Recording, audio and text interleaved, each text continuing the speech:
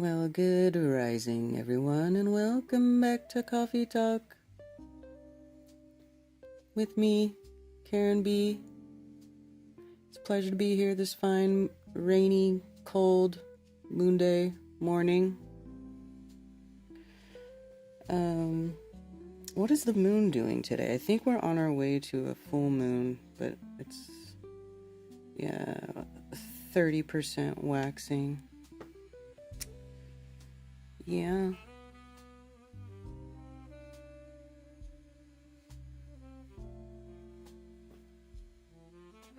Ooh, I just got your picture of Billingtano with the little Steph Squatch on there. That's awesome.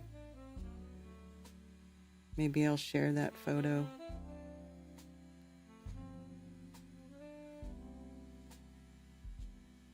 Let's see. Anyway, it is the 27th. Goodness. Time flies, doesn't it? And look, Liz is still here. Hey, Rose. Rose 777 in the chat. Alpine Endeavor, Southern Belle. Liz the Iron Maiden. Billingtano. The Accidental Alchemist. Southern Belle. Doug Moore, hey. Jedi Stew. Ted Summer. Ted Summer's off today. He's home. It's a good day to be home, because it's gross outside, though. Chi-Chi, good to see you. Good to see you. J-Love Infinity. What's up? Go ahead and share it, okay.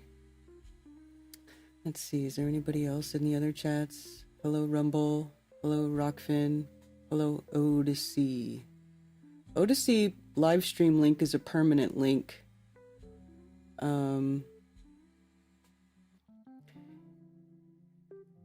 And if you go to my channel on Odyssey, it shows up as a live stream in progress and you can click on it. But it's the same link every week for that channel if you watch on that platform. It's a good platform. No censorship. No crazy backdoor corporate sponsors that are low-key deep state assets.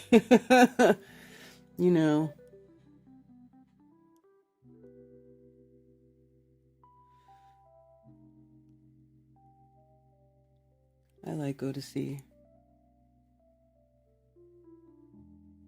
If I could go from one platform, if YouTube disappeared, which it won't, or if I could get people to leave YouTube for one platform, it would probably be Odyssey. Formerly Library.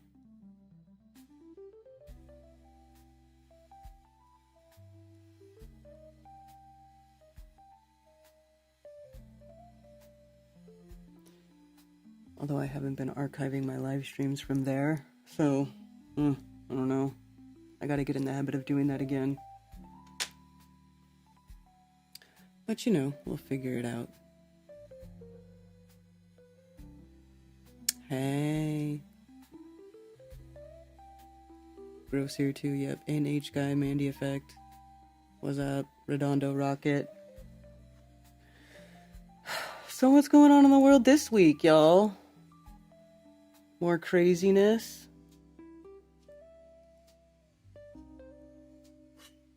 More wackadoodle stuff.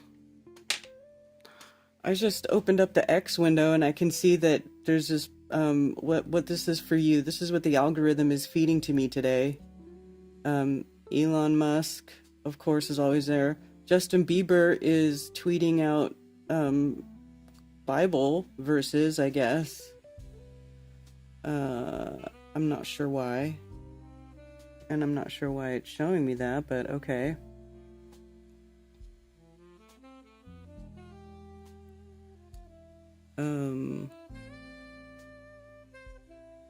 Laura Ingraham, the Associated Press. Indiana Governor Mike Braun calls a special session to redraw congressional districts, expanding Trump's push to add GOP seats. Why is there a bunch? There's like a bunch of people, a bunch of states are trying to redistrict or, redo the districting right now. That's the thing, isn't it? Boston, Ray Mudflood, hey. Hobbs.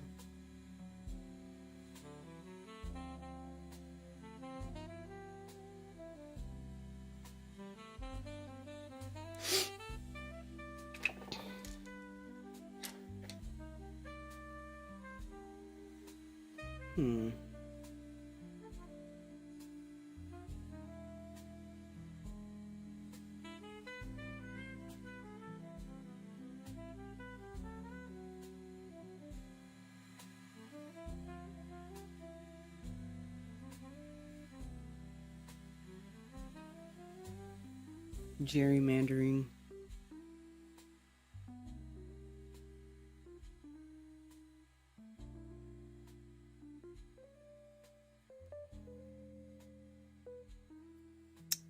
Yeah.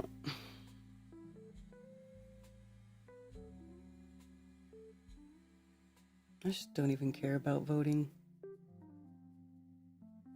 And I'm hate that I feel that way, but I do, I just don't care.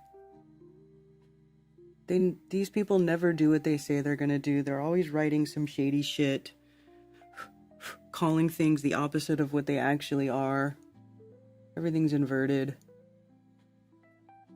And it's, people really need to start getting pissed off and putting these people in line. They're supposed to work for us, man. And they're over there screwing us over. Hello, Danny Smith.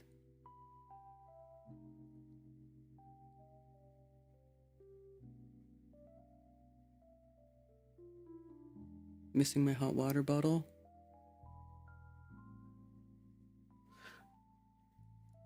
Anyway, let's see, where's Telegram? So I can show that picture.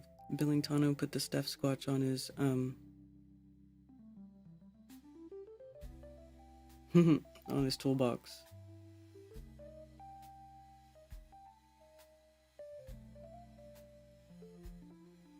Look at your nice toolbox. It's all clean looking. Keep your tools all in order, don't you? That's good.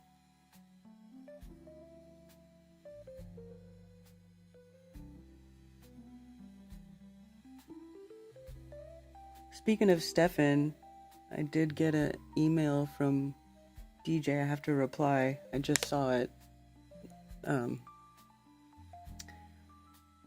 Which of course I will accept because I love, DJ and Mark and of course Stefan. They want to have a talk about Bigfoot on Strange World with Stefan from the Deftones. So that'll be fun.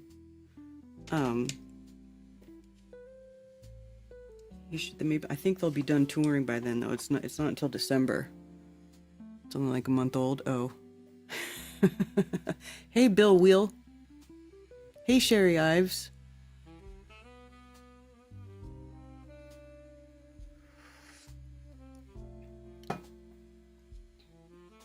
Oh my goodness, coffee. Coffee hits a little bit different when it gets cold and gross outside, doesn't it? Feels so nice.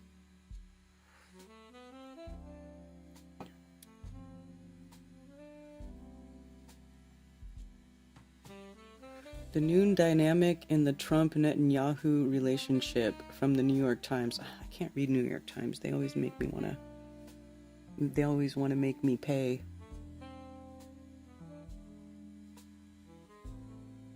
But I'm curious what they say about that.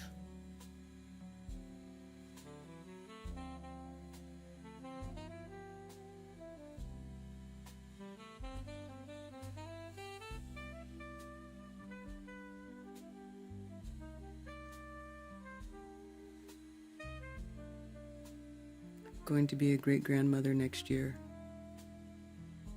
Yeah, did you guys know that? Liz, the Iron Maiden is going to be a great-grandma. Isn't that awesome?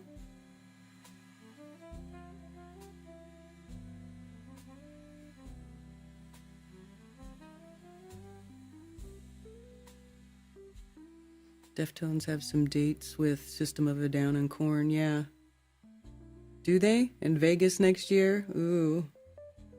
Dude, the Deftones are crushing. They're so big right now. That album they just put out, it's like up for like metal performance of the year. Their drummer, I just saw Abe posted like he got nominated for drummer performance of the year, and then he said that the album's nominated too. So I'm like, dude, that's pretty cool. Deftones are doing amazing, and they've been making music for like 30 years, and they're still doing it, and they're crushing it. Isn't that I feel like I'm so impressed by them. And Stefan is so cool. For real. It's in April? What's in April?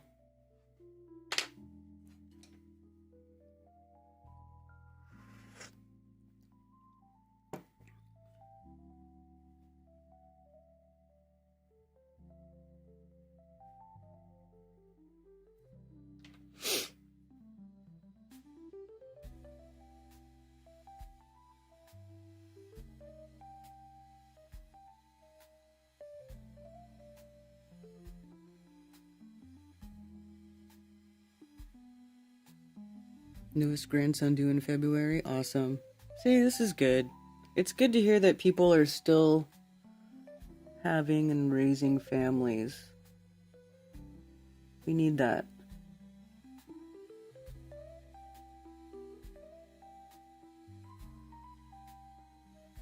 We need that.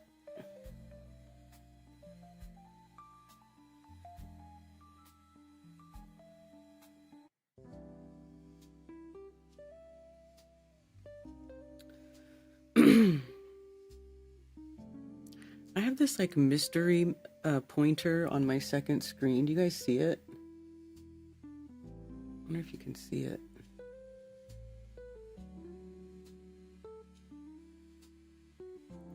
It's kind of weirding me out. Anyway, it's not moving. So Katy Perry and Justin Trudeau are a thing. Is that gross or what?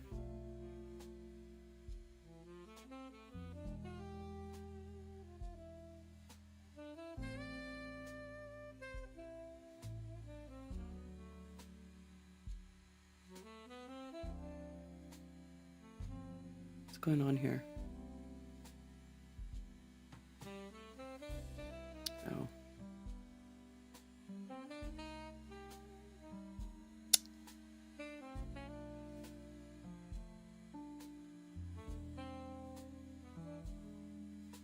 Hey, Voynick, how you doing? Oh, Vegas shows in April. Gotcha. Gotcha.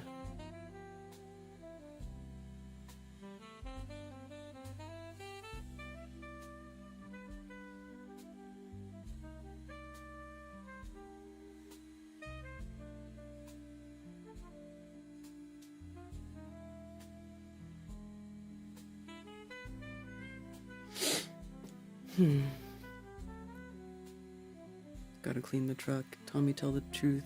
Talking points memo. What is that? What is that, Tommy?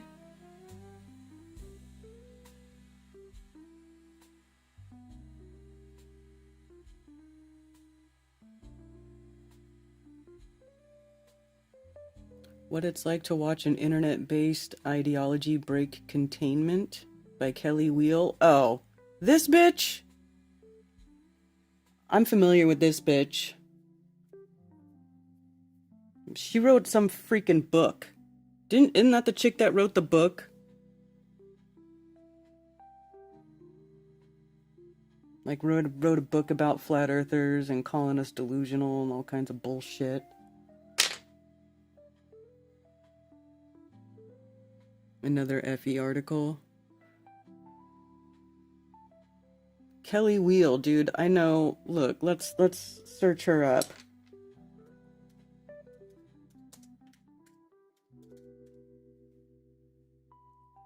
Yes. This one. This snooty little bitch. Flat earthers, conspiracy culture, and why people will believe anything. Off the Edge. That's who this chick is. She's a dick. So she just wrote this? This is today. It was published like an hour ago?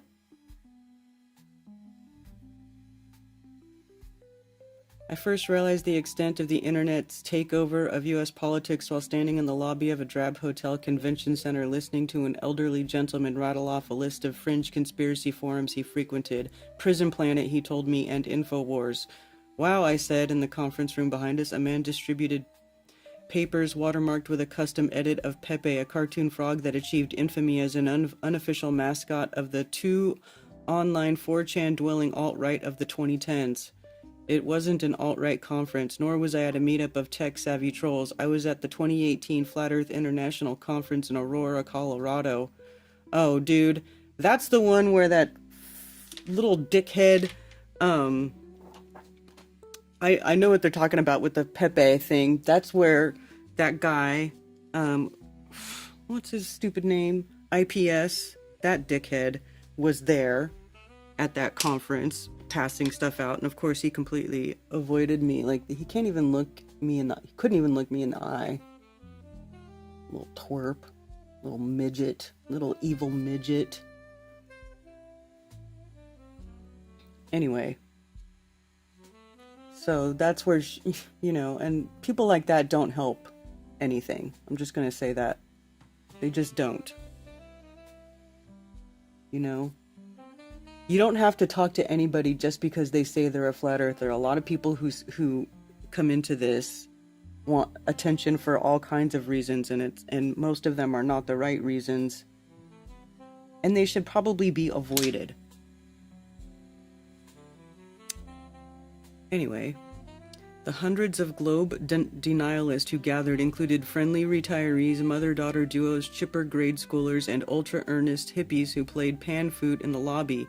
Normal people within a standard deviation or so. Nearly everyone I interviewed told me they'd become flat earthers after encountering the community online. In conversational tones, they described to me a world-warping plot by political elites. They also described the videos and internet posts that had awakened them to the anti-spherical truth. It's easy to laugh at flat earthers, but they were early adopters of a delusional digital mode that a couple years later would come to dominate political speech. When I first started lurking in flat earth forums and discussion threads as a reporter at the Daily Beast nearly 10 years ago, flat earthers were a curiosity. Today, the powerful aspire to sound like them. Oh, really? I don't know about all that.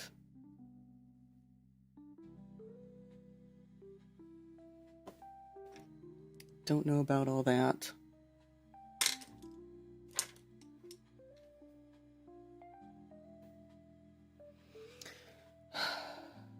Let me finish up here.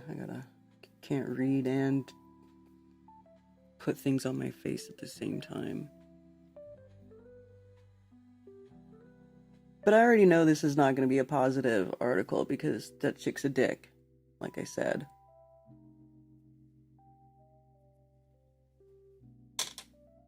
Hi, Shelley Oler. Christy Lee Dolls, Chicago artist. Do I see some people showing up? Filing in. Good to see y'all.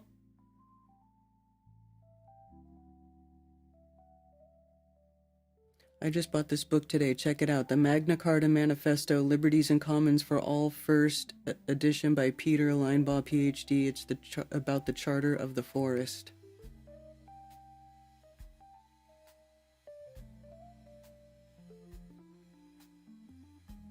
Sup, Tony Coriolis. Hey, Rum Boston Bear. The Great Charter and the Charter of the Forest, the Magna Carta, signed by King John in 2015, is hailed as the first great public act of the nation. You can call us delusional, but not comment on any facts, just another dumbass riding a ball. Yeah, exactly. Exactly, Ben. That's what I'm saying. Hi, Doug. Crow filmed a solar wave? Yes. I saw that.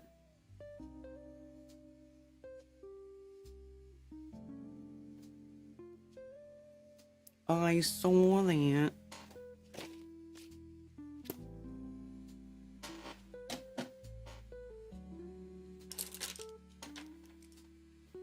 The modern flat earth movement, I thought, as I wandered the convention, was not so much a thriving real-world scene as it was an internet-based ideology that was breaking containment. As we milled around a coffee trolley, attendees greeted each other by screen names or tried sketching out their place in rough hierarchies based in which forums they'd used and for how long. What? Presentations ostensibly about the Earth's shape quickly lapsed into relitigation of internet drama and second-order conspiracy theories about plots to silence flat earthers online. I heard young men speak in a stilted syntax narrating events in a series of staccato present-tense sentence fragments. Journalist looks at horizon, sees a straight line, concludes Earth is a spinning ball. Okay. What? I realized the rhythm of a 4chan green text post. Having absorbed their worldview online, the convention goers were recreating it in the meat space, all the way down to its grammar. A growing cohort of young digital journalists, myself included, had been dutifully documenting that grammar. We wrote about rotten websites and their real-life runoff on the far right. To the growing irritation of more than one journalist group chat, we found our work-friendly, siloed outside conventional politics verticals. Internet trends were tech news, maybe, or freak shows, or fodder for SEO-friendly explainer articles. Extremism, a label applied to our beat over many journalists' hesitation, suggested that our subject matter was somehow divorced from meaningful power. Even as politics grew visibly more extreme, the internet was implicitly understood to exist in reaction to real life, not to control it. What the fuck?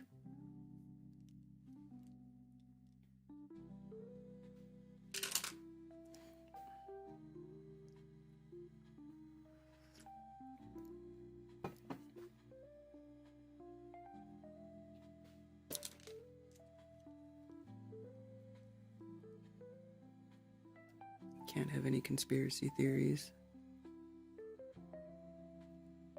Bill Wheel. Howdy, Steven. Steven Shook. Cammy's here? Hey, Cammy.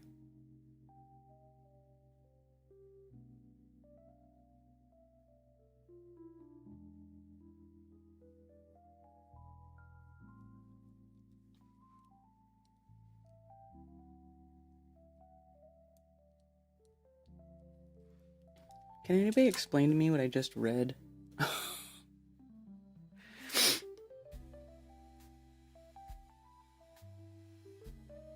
The internet is an apex predator of human attention. It ensnares us by offering us exactly what we want. We click on content that indulges our lizard brain interest. What? On the strange and confrontational, on the post hinting at secret knowledge or us versus them conflict. Conspiracy theories conveniently play to these same cravings, promising us hidden truths while turning reality into a competitive team sport between different belief communities. It's no coincidence that conspiracy content thrives online, and it's a little wonder that the grievance-ridden, falsehood-filled, outrage-baiting language of image boards would find its way to mainstream politics. At my first Flat Earth conference, I saw Chan culture leach into a middle-aged suburban American bloodstream. Today, that barrier between online fringe and median voter doesn't really exist. Today, the president shares QAnon memes on Truth Social, a social media site he launched after he was temporarily deemed too extreme for Twitter. He's unbanned now, and Twitter no longer called that, is now owned by a different billionaire with terminal meme brain. Well, she's not wrong about that. What we once sternly called misinformation might be more tiredly dismissed today as slop due to new digital tools that allow us to crank out surreal, hyper-partisan nonsense at a rate that far outpaces human output. As I write this, I notice that Donald Trump has shared an artificial intelligence-generated news segment that falsely purports to show him unveiling new miraculous med bed devices for all Americans The med bed conspiracy theory, once relegated to tiny forums for the medically desperate, claims the U.S. has secretly developed beds that can cure all illnesses, including regrowing limbs. What the fuck? Has anybody heard that? Have you heard that?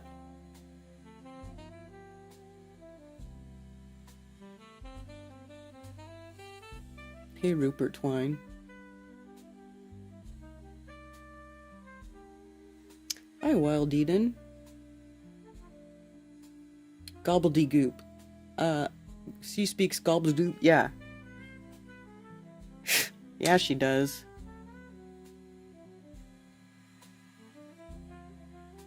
But we already knew she was full of shit, right? She's a dick.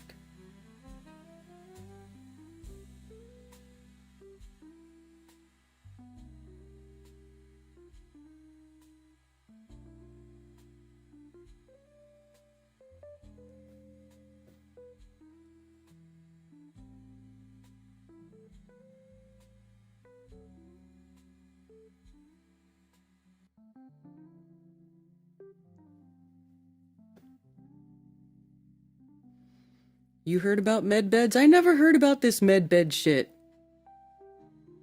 The president's job is not to wield power, but to draw attention away from it.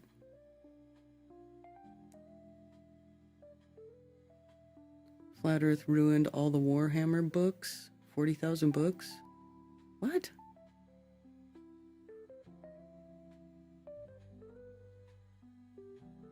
Heard it on a show called Redacted, but I didn't believe it.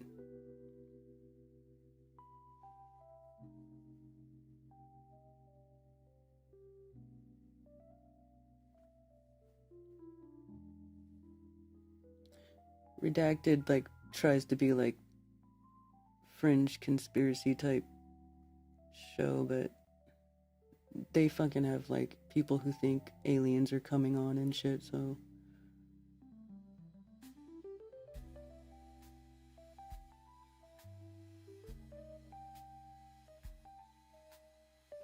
It's like, anybody pushing, like, that there's a big alien ship coming...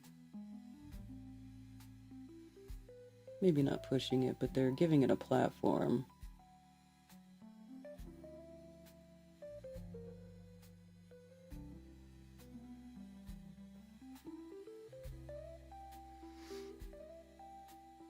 I'm out of the loop.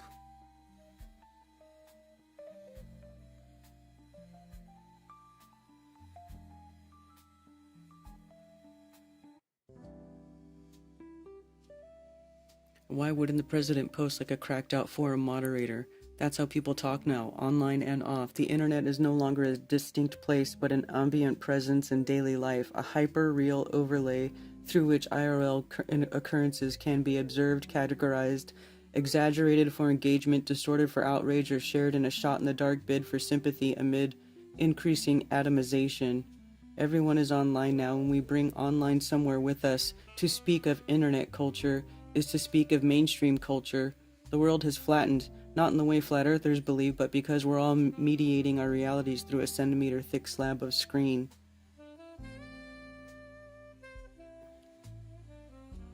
Bitch, I don't believe the earth is flat. I know it is. I know it. I know it.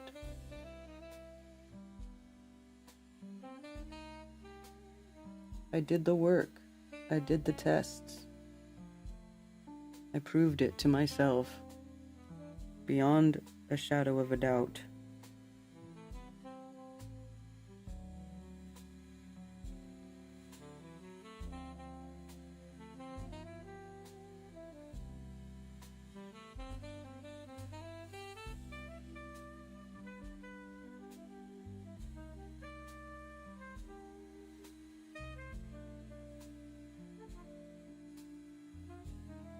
Beyond a shadow of a doubt.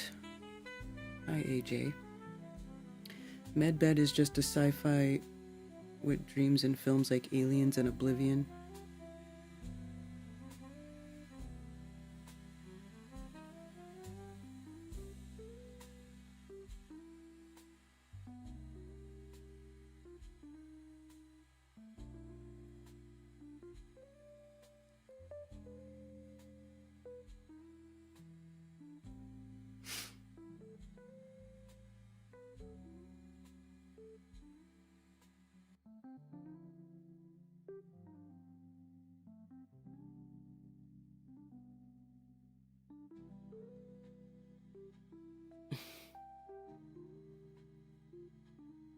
She's a butthole. I don't even want to finish her bullshit. Dick. Is the Earth Flat by Danny Faulkner. Hey, our old pal Danny Faulkner has written another Flat Earth article. What do you know? What do you say? Hey.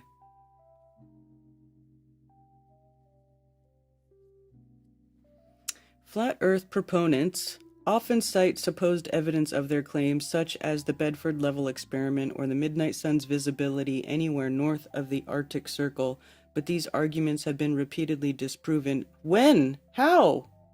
Those who believe the Earth is flat are flatly mistaken. Science does not call into question a spherical Earth, but rather it affirms it. No, it doesn't. Recognizing that the Earth is a globe isn't a new phenomenon. Pythagoras taught that the Earth is spherical as early as 6th century BC. Later, Greek philosophers such as Aristotle, 4th century BC, gave clear observational arguments for this, noting that the Earth's shadow on the moon during a lunar eclipse is always circular. Like, you don't even know what that is. You don't know what causes an eclipse. You're just assuming.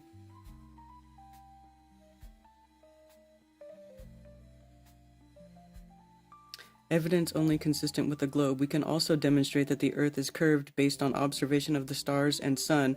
See, always, dude, always. They always just talk about the lights in the sky. Nobody is talking about the long distance measurements over land. Nobody wants to actually measure the surface of the Earth. Look at the sun and the stars. They go around.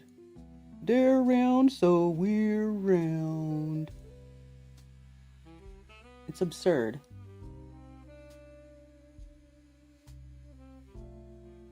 It's really absurd. I mean, come on, Danny. You've been around a long time. This is the best you got.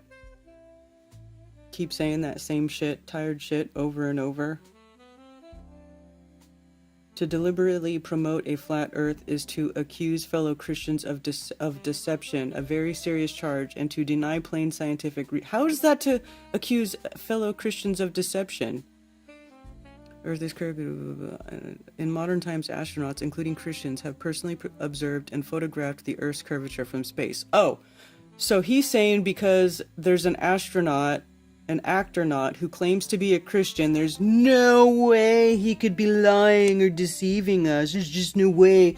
How dare you accuse a Christian of being a liar? All Christians are beyond reproach, right? Everybody's beyond reproach just based on their religion, right? Nobody could ever be doing something deceitful.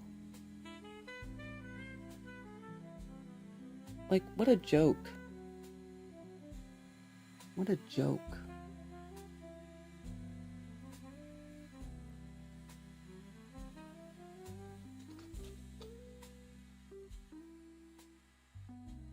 Instead, we must be faithful students of Scripture and creation so as not to discredit our Christian testimony before a skeptical and watching world. Oh, shut up.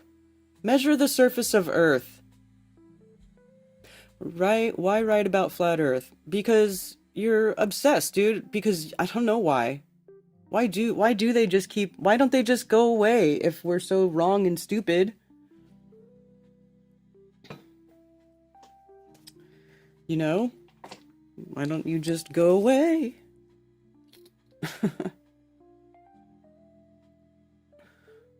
don't you just go away?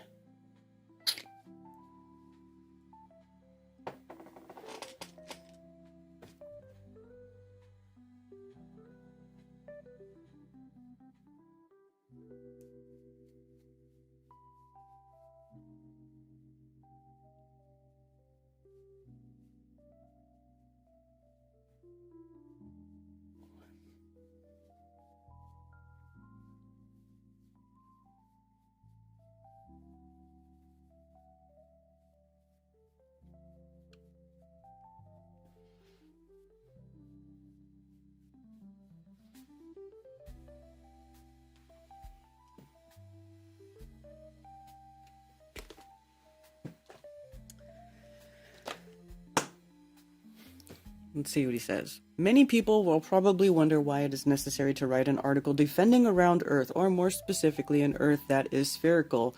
Yeah, well, I guess he learned that. You see, the Earth could be both round and flat if it were disc-shaped. Early in 2016, I had a conversation with some people about a Christian young man they knew who frequently argued that the Earth is flat. Mind you, this young man did not actually believe the Earth is flat. Rather, he finds the topic interesting and the discussion of it stimulating. Indeed, it can be. In my years at the university, I always asked the same sort of question in my introductory astronomy classes to motivate my students into thinking more deeply by raising the question. I challenged our cultural mythology that, until the time of Christopher Columbus 5 centuries ago, nearly everyone thought the Earth was flat. Supposedly, with our sophistication and intelligence today, we know better than the ignorant people of the past. Most of my students were surprised to learn that the facts of history are very different. The question of Earth's true shape had been settled 2 millennia before Columbus. No, it wasn't! Rarely could any of my students give a good reason why the Earth is spherical, so much for our modern smug superiority over the supposedly ignorant people of the past. Most people have not given this question any thought because they have been taught their entire lives that the Earth is spherical, so why worry about it? Consequently, with no idea of the reasons we know that the Earth is spherical, most people long ago entered a complacent state of more or less taking someone else's word for the matter. What? When someone comes along, such as this young man who has given this some thought and begins to raise what appear to be simple objections to the Earth's spherical shape, it doesn't take much to fluster most people. When cornered in this manner, people generally respond with the observation that we have photos from space that clearly show spherical Earth. However, the clever speaker will respond to such photos could be faked. Indeed, because we all know that it can be easy to fake photos, perhaps those photos don't prove much after all. Furthermore, those sorts of photos have been available only for a little more than a half a century. Belief in a spherical Earth goes back much earlier than this, so obviously there must be better responses. Once the space photos of spherical Earth are shot down, the vast majority of people usually have one of two responses. The most common response is to dismiss the person asking the questions as a crank or a fool because everyone knows that the Earth is round. The other response is to pay more attention to the flat earthers looking for errors in their facts or logic. However, rarely having the knowledge readily at hand to refute the case for a flat Earth, most people who take this approach soon give up. But some people never emerge from this rabbit hole and end up thinking that perhaps for a long time we've all been fed a whopping lie about the true shape of the Earth. Such people are well on their way to joining the flat Earth movement. Well, come on over! Within days of my conversation about the young man who espoused a flat Earth, I had 2 additional yet independent conversations with people having similar concerns about 2 other young Christians. While the first young man merely talked about a flat Earth as an intellectual exercise, I heard of 2 other young people who apparently had become convinced that the Earth may actually be flat. With 3 conversations over less than a week, I wondered, is there something going on here? Maybe.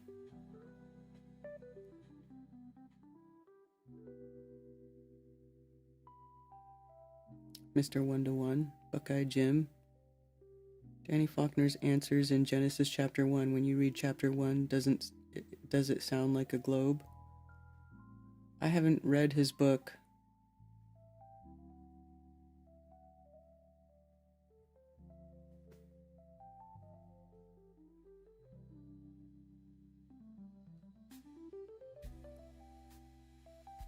There had been a few warning signs along the way. During the previous 6 months, I had been asked about Flat Earth several times.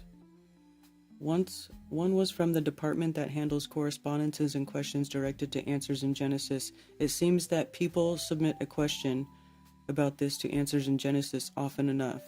2 of our speakers here at Answers in Genesis also had received questions about the Flat Earth while traveling. 2 other creation speakers not associated with Answers in Genesis had asked me about it. More recently, I had someone raise this question after a talk that I gave at the Creation Museum. All this suggested that there must be some sort of movement out there within Christianity promoting the flat Earth. Well, yeah. This immediately raised 2 questions. Who are the people responsible for this recent interest in flat Earth, and what is their motivation? Well, actually, that started with Rob Skiba like 10 years ago? This isn't really new. Why is he acting like this is new? Am I reading this wrong? Like it's a new thing that there's Christian flat earthers? I mean, he went to the international conferences. Those were like half the people there were religious flat earthers. In search for those answers required that I disappear inside the flat earth rabbit hole in the internet for a while. Before I share what I found, I need to make one point very clear. As in the story of Alice in Wonderland, not everything is as it appears. Most people are aware that there is a flat earth society, thinking that the flat earth society is a serious group of people dedicated to promoting their own peculiar view of the world. The situation is far murkier than that. Actually, there have been several flat earth societies. Some of them clearly have been tongue-in-cheek, while others appear to be far more serious. Some flat earth advocates obviously are having fun. They don't seem to mind if their audience is in on the gag. However, some people promoting flat earth appear to enjoy watching people squirm uncomfortably when confronted with an argument that they disagree with, but can't quite manage to refute. Of course, these people are not about to let on that they are anything but serious about the flat earth. This is perverse. What? So now he doesn't think that we're serious? After a decade, we're not serious? Well, you know what? Maybe some of them aren't. But I am. This is why I don't get into all this weird fantastical theories that people come up with. This is why I don't jump on every stupid idea that comes down the pipeline and jump in all in it. No, buildings were founded. We didn't build that. We just dug them out of the mud and all this other fucking stupid shit that people say. I mean, that's why I don't get into that, because it's ridiculous. And it really lowers the freaking IQ level of the conversation.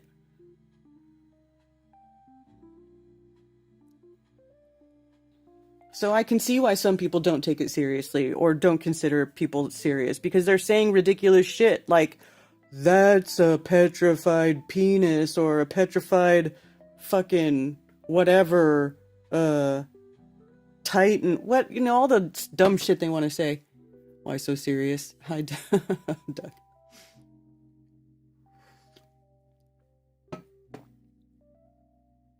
In 2015, my son came to me and said, Dad, I think the earth is flat. I told him, give me 20 minutes and I'll prove you wrong. I didn't want him to be ridiculed. Well, here I am 10 years later. Exactly.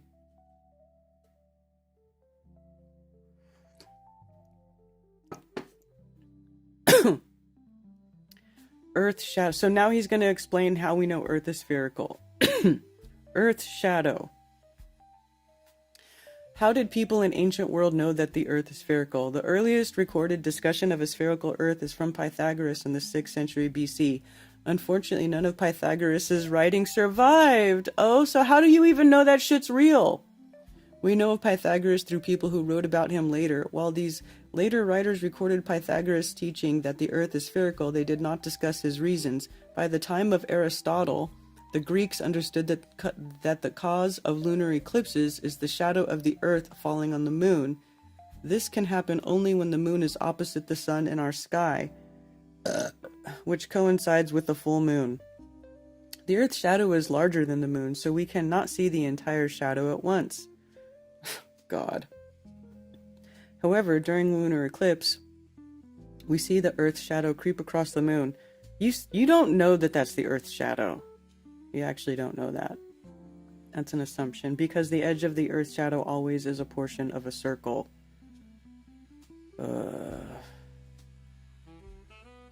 But a sphere putting a shadow on another sphere doesn't make a perfect circle shape. Do you guys know that? It makes like an S curve. It doesn't make like a perfect circle. Sorry, excuse my burp.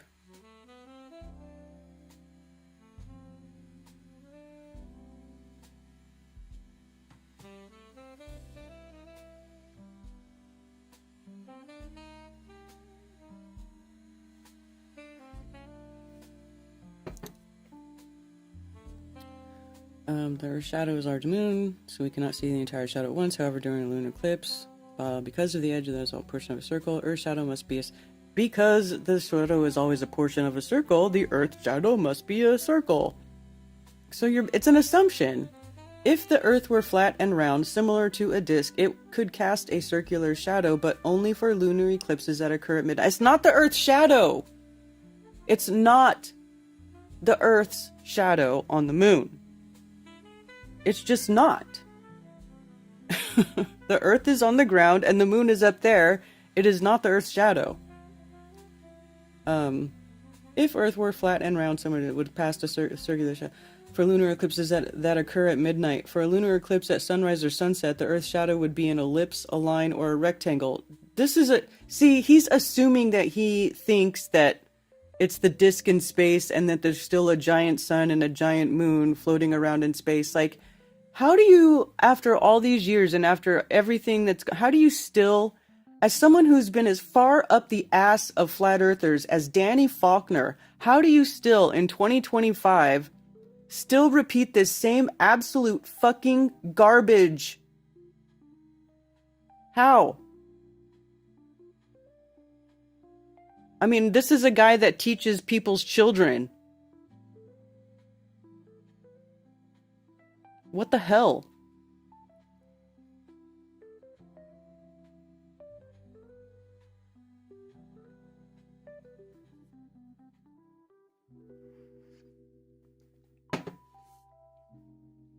The only shape that consistently has a circular shadow regardless of its orientation is a sphere. Blah, blah, blah. Whatever. Visibility of the stars. Another argument involves the stars that are visible in the northern and southern parts of the sky. The North Star lies within a degree of the North Celestial Pole, the direction in space that the Earth's rotation points at. It's not the direction in space that the Earth's rotation points at. That's the point at which the stars and everything in the sky rotates around in the north. It's the North Pole, and the lights are circumpolar.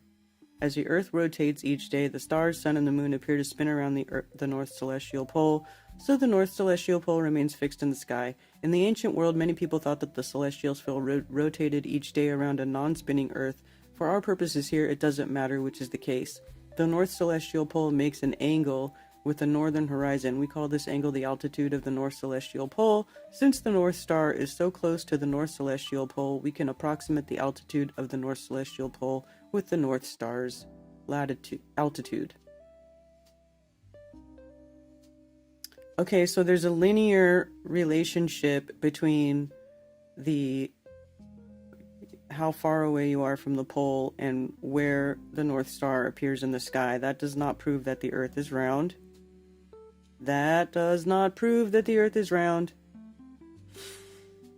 We call these circumpolar stars, meaning around the pole. The region of circumpolar stars is larger at northern locations than in southern locations. Likewise, there is a circumpolar region below the southern horizon whose stars are always below the horizon. The northern circumpolar region, where stars are always visible, is very large, and the southern circumpolar region, whose stars are never visible, is also large. Closer to the Earth's equator, the two circumpolar regions are smaller. Okay. That's just how they appear in the sky. That doesn't... no. Oh, curvature of Earth. Okay, well, hold on. For example, for many years I lived in South Carolina, about 4 degrees farther south latitude from where I now live in northern Kentucky. I can see that the North Star is slightly higher in northern Kentucky than it was in South Carolina. So what? This is because in northern Kentucky... What? The bright star Canopus barely rose above the southern horizon each night, but in Kentucky I can never see Canopus. This is because northern Kentucky, Canopus is in the southern circumpolar region where stars are never visible, while in South Carolina it is not. Blah, blah, blah. Okay, so what? Curvature of the Earth. Not only is the Earth curved in the north-south direction, it is also curved in the east-west direction. There's a time difference of 3 hours between east and west coasts of the United States. That is, the sun rises and sets approximately 3 hours earlier on the east coast than it does on the west coast. This is easily verified by anyone who has flown between east and west coasts of the United States. Not only will your watch show you that there's a time difference of 3 hours, but your body will notice the difference. Okay, so, because there's a small local sun. However, watches reveal that time has changed. Such rapid transportation was not possible in ancient times, but the ancients could see this time difference in a different way. A lunar eclipse obviously must happen simultaneously for everyone on Earth, but it will be different times at different locations. For instance, a lunar eclipse may start shortly after sunset in eastern Mediterranean, such as in Greece. However, in the western Mediterranean, such as in Spain, the moon would already be in eclipse when the moon rose that night. This means that lunar eclipse began before sunset/moonrise in Spain, but after sunset/moonrise in Greece. Communication was such in the ancient world that people were aware of this effect. This shows that the earth is curved in the east-west direction. Oh my god. If the earth is curved in both the north, south, the east, most likely the shape of... What? Get out of here. So because of the progression of the lunar eclipse, he thinks that proves earth curvature. So didn't measure the actual curve of the actual earth itself. No direct measurements of the earth's surface at all whatsoever. Ancient sources such as Pliny the Elder mention that the hulls of ships disappeared before... Oh, here we go. Blah, blah, blah. Instead of recognizing that that's how horizontal planes work in the plane of perspective, and they disappear from the bottom up because the angle of incident, the viewing angle is smallest at the bottom. Come on. Or closer to the horizon, to the vanishing point. Like, get out of here.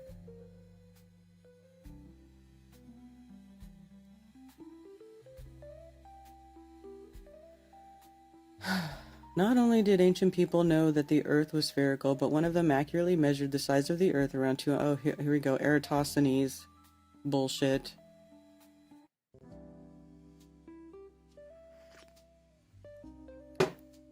Sticks and shadows, you guys. Sticks and shadows.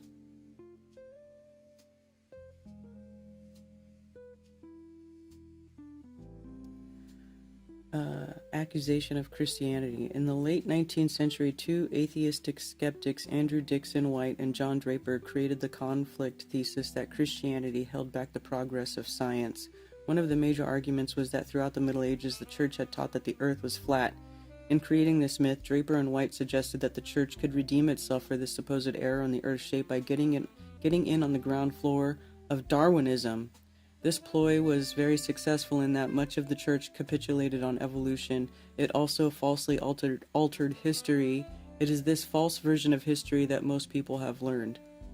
Many critics today echo the argument of Draper and White as they attempt to discredit the Bible and Christianity. Their approach often is to say, if you think that the Bible is literally true, then I'll show you just how literally true that the Bible is. But this is a false dichotomy. We here at Answers in Genesis don't say the Bible is literally true.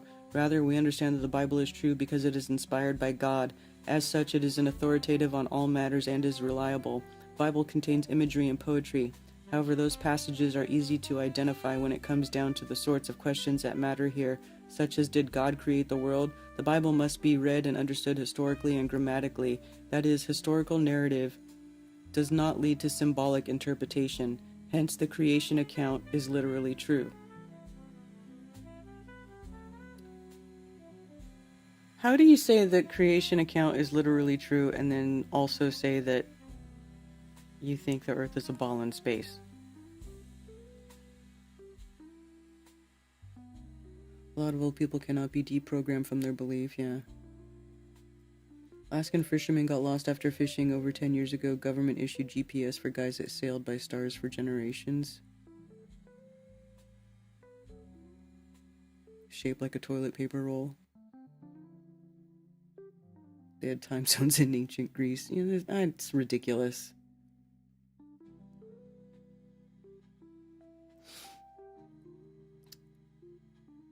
Unfortunately, many professing Christians who have fallen into the Flat Earth movement unwittingly repeat this unholy agenda by arguing that the Bible teaches the Earth is flat. For instance, I've seen some of these people cite Robert Shadewald as a source for what the Bible teaches by quoting him. The Bible is, from Genesis to Revelation, a flat Earth book. It doesn't seem to occur to these flat earthers that Shadewald was an atheist and hence is hardly a reliable source for Christians to cite on what the Bible teaches. I've never heard of this person. I've never heard anybody use that argument, so I don't know who told him that, but I don't, that's something I've never even considered. If the Bible so clearly teaches that the earth is flat, wouldn't there be a passage somewhere that says something like the earth is flat? Anyone who has read the Bible cover to cover knows that there's no such passage in the Bible. Well, why would it just say the earth is flat? People didn't talk like that then.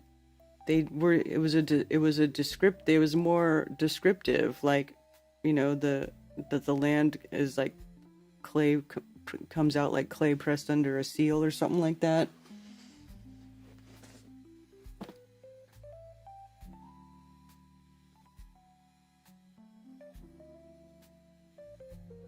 I taught in SEN, beautiful open-minded students, no constraints.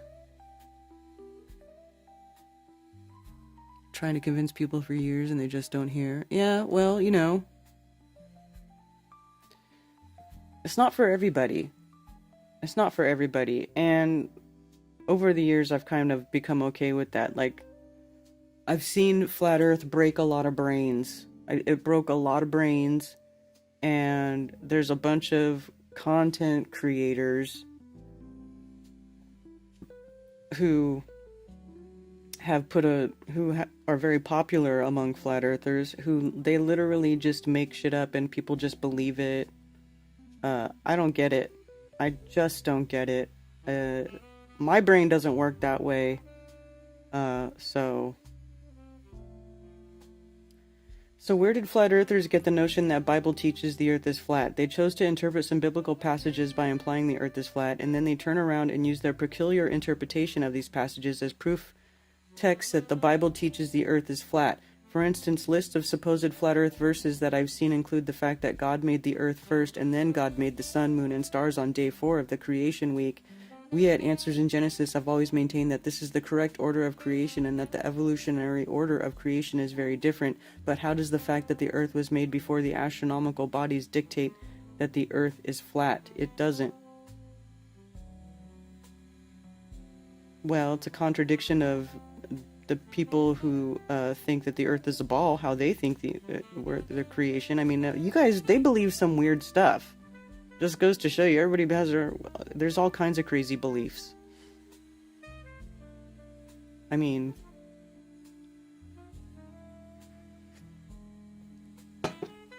or consider the expanse that God made on day 2 of the creation week. Flat earthers like to use older translations of the Bible that use the word firmament instead of expanse. They like to point out the first 4 letters of the firmament indicates that what God made on day 2 of the creation week must be firm or hard. Well, that's because that's how it defines it in scripture. Hello. Let's pull up eSword, mainstream Bible, okay, word. Let's see.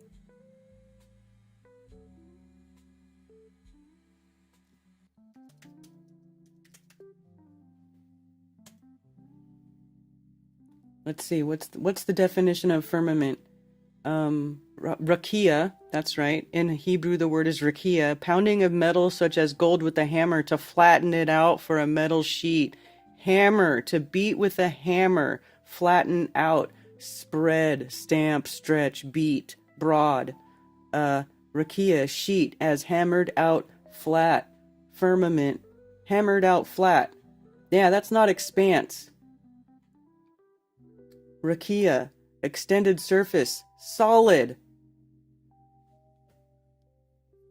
Even when in the word expanse, flat as base, support, vault of heaven.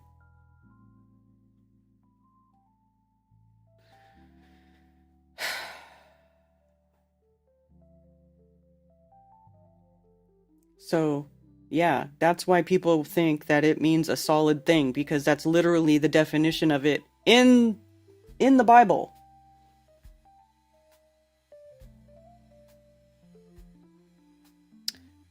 From there, it's easy to claim the firmament is a dome. Well, I actually don't claim it's a dome. I think it's flat, just like it says, hammered out flat, like a sheet. The dome is from how we see it. The dome of vision. There's a dome of vision because of perspective in a 360-degree sphere around us, from your inner person, from your point of view, from the center, from your mind out. Okay, that's the dome that you're seeing. That's perspective, just gives it that view. But I don't think there's an actual dome. I think it's flat. Now, I could be wrong. We could be in a giant cosmic egg where above that there is like a dome-shaped thing, giant. Who knows? Can't really rule it out. But I don't go around saying dome because I don't really think it works like that. From there, it's easy to the firmament is a dome, and that only on flat Earth does a dome make any sense, except the expanse is not a dome. Early English translations of the Bible, such as the original 1611 KJV, had margin notes that indicated that expanse is a better translation of the Hebrew word rakia than firmament is. Whatever. People just, I mean, you can just say that shit because you're just pushing the bias of the globe. Flat earthers like to quote the passages in the Bible that speak of the four corners of the earth and the ends of the earth. They point out that a flat earth can have corners and ends, but a spherical earth cannot. Flat earthers fail to understand that these are idiomatic expressions, the former referring to the cardinal directions and the latter referring to the modest parts of earth. We have such idioms in English. An example is the expression that it is raining cats and dogs. Only with a very hyper-literal understanding of the Bible could one conclude that the Bible might teach the earth is flat, but then only in a very oblique way at best. Yeah, whatever. Support for a flat earth, the Bedford level experiment. Okay, so that's an old thing. Are we going to talk, and the Bedford level is only 6 miles, so are we going to talk about the things that we have done that are far beyond 6 miles recently? Oh, he's talking about refraction.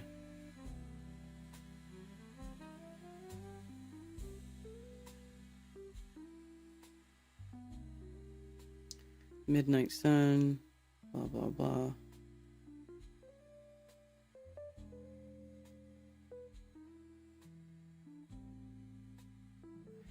There's an irony here, where supporters of the flat earth falsely claim that the midnight sun in the Arctic Circle cannot happen if the earth is spherical. It is the flat earth that has difficulty explaining the midnight sun. Most flat earth models have a north pole at the center of a disc-shaped earth, as in the following illustration. Suppose that the midnight sun is visible at the North Pole as well as on the Arctic Circle.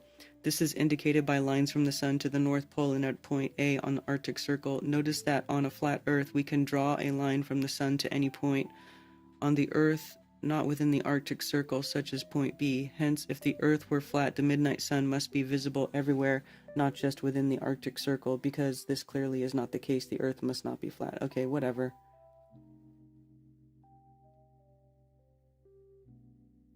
Earth spins on its axis at the North Star, blah, blah, blah. Eric Dubé was an early proponent of the Flat Earth movement in the 21st century. Dubé has written several books on Flat Earth, such as The Flat Earth Conspiracy, and he is featured or is credited with several videos on YouTube. In these, Dubé explicitly stated that there are no parallax measurements. This is patently false. Despite being very small, it is possible to measure parallax for the stars closest to the Earth. The first parallax measurements were in the 1830s. Technology has improved tremendously since. Whatever. Dubé has made other false statements. He said the North Star is visible down to latitude 23.5 degrees south of the equator. This is untrue. The North Star is not visible south of the equator. Dubé said that the moon is not solid because we can see stars through the moon. Well, Dubé's a retard. You know, this is what I'm saying.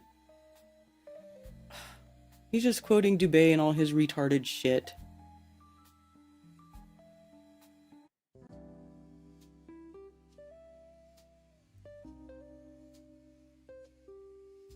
Flattoberfest in 2023. I've watched far more Flat Earth YouTube videos than I would care to admit to. In my research, I have found many theological... What is this link to? Oh, his article about going to Flattoberfest. I'll have to look at that next. I've watched far more Flat Earth YouTube videos than I would care to admit to. In my research, I have found many theological persuasions in the Flat Earth movement: Christian, Jewish, Muslim, New Age, and even atheist. However, I have been most concerned with the spread of the Flat Earth movement among professing Christians, many of whom believe in six-day recent creation. In fact, many of these people promote arguments that are very similar to those made by Answers in Genesis. It is important that we distinguish Answers in Genesis from these well-intended but unfortunately misguided people. I also wonder if some people who promote these arguments are genuine.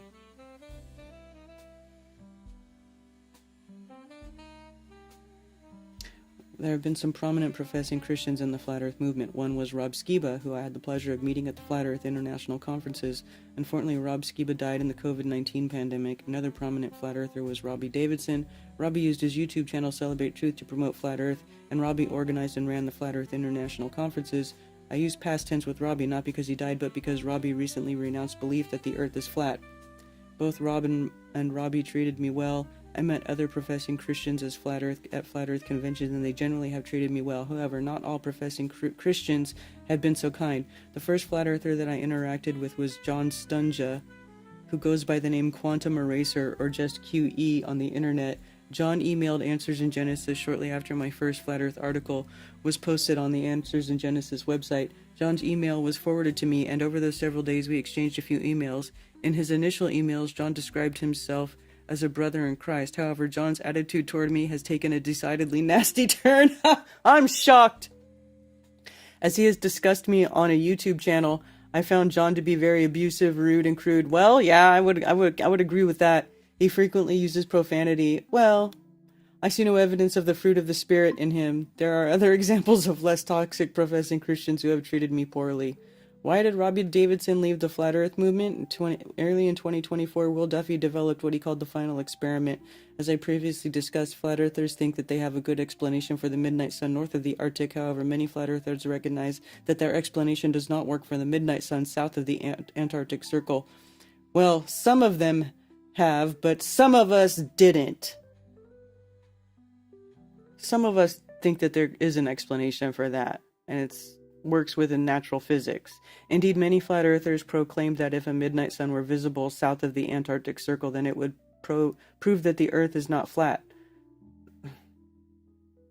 Just F you for that, Jaren. F you for that.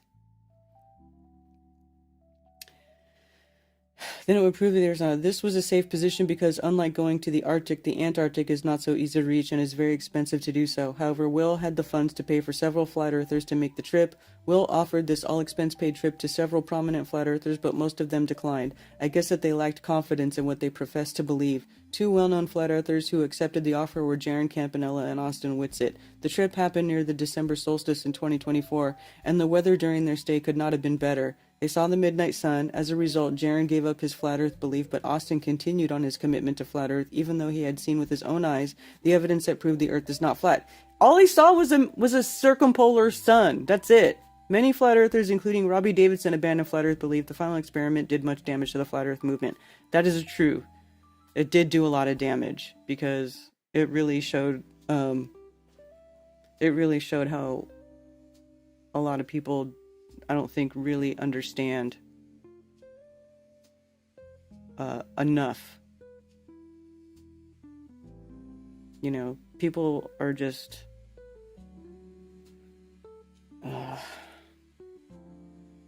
so someone's level of Christianity is based on how nicely they treat disbelievers.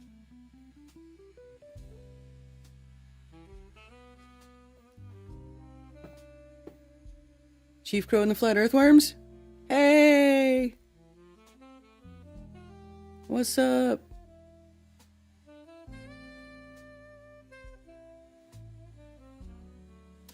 Once one postulates a flat Earth, it leads to other preposterous claims. If the Earth is flat rather than a sphere, then it is inconceivable that we have ventured into space.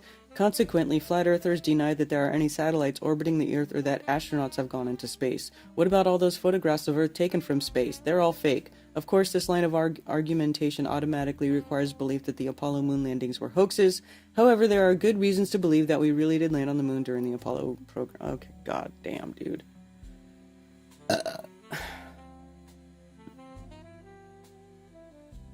Christians who want to entertain this nonsense ought to know that during his 6-month stay on the International Space Station in 2006, astronaut Jeffrey Williams photographed the Earth more than any other astronaut in history. Some of Williams' photos are found in his book, The Work of His Hands, A View of God's Creation from Space. Many of the photos show that the Earth is spherical. It ought to be apparent from this book's title that Williams is a Christian, but the book's content makes it abundantly clear. Hence, to doubt that the Earth is spherical or that astronauts have gone into space is to accuse a Christian brother of perpetuating a tremendous lie. Yep.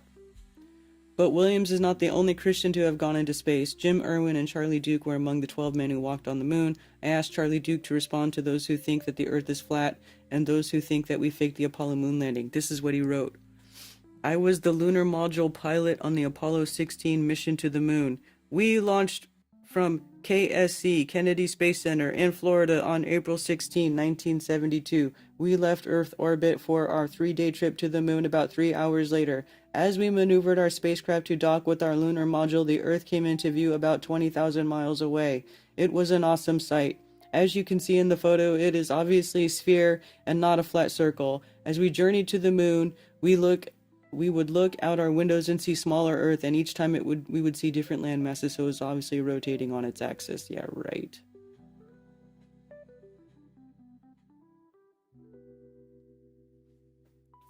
Some people are questioning the fact that we landed on the moon, alleging that it is a big hoax. Well, we did land on the moon 6 times, and the evidence are overwhelming. If we faked the landing, why did we fake it 6 times?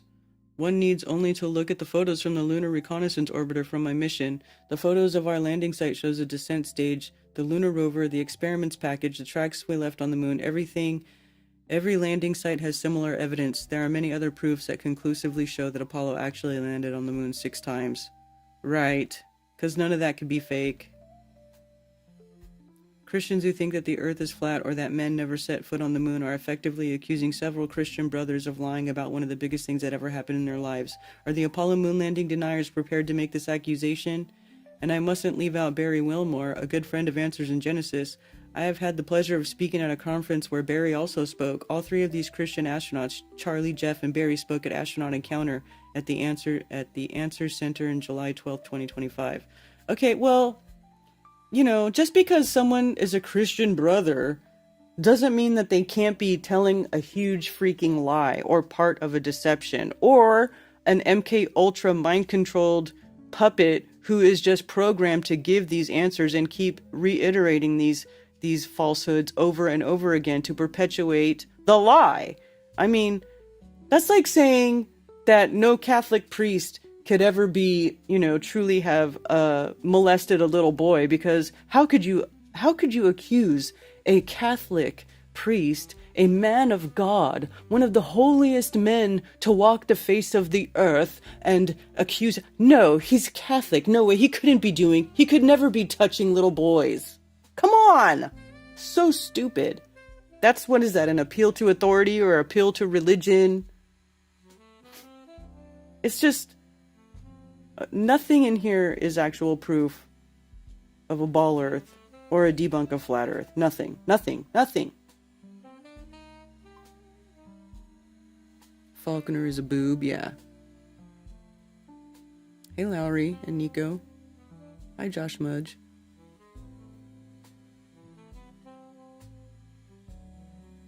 I think TFE helped. Now we know who understand and who do not. It certainly showed a lot of people's asses. It really did. That's for sure.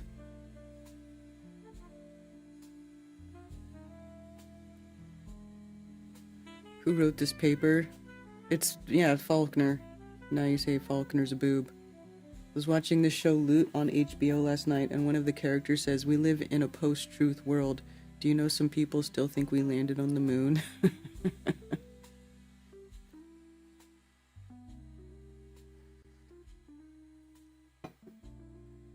20,000 miles. Okay, so then the guy orbiting, also, orbiting over the Earth from the ISS, like say he was taking pictures from the ISS that far away from a ball Earth, that's not far enough away to like take a picture of the Earth's curvature. It's not. It's like barely off the surface of the Earth if you look at it like to scale, right? Click on the link for the Flattoberfest article. Oh, I have it open right here. Flattoberfest 2023. In a previous blog, I wrote about my recent 12-day trip in the Southwest. The primary reason for the trip was the annular eclipse, but at the end of that blog, I mentioned that I finished my trip with the 2-day Flattoberfest 2023 in Las Vegas.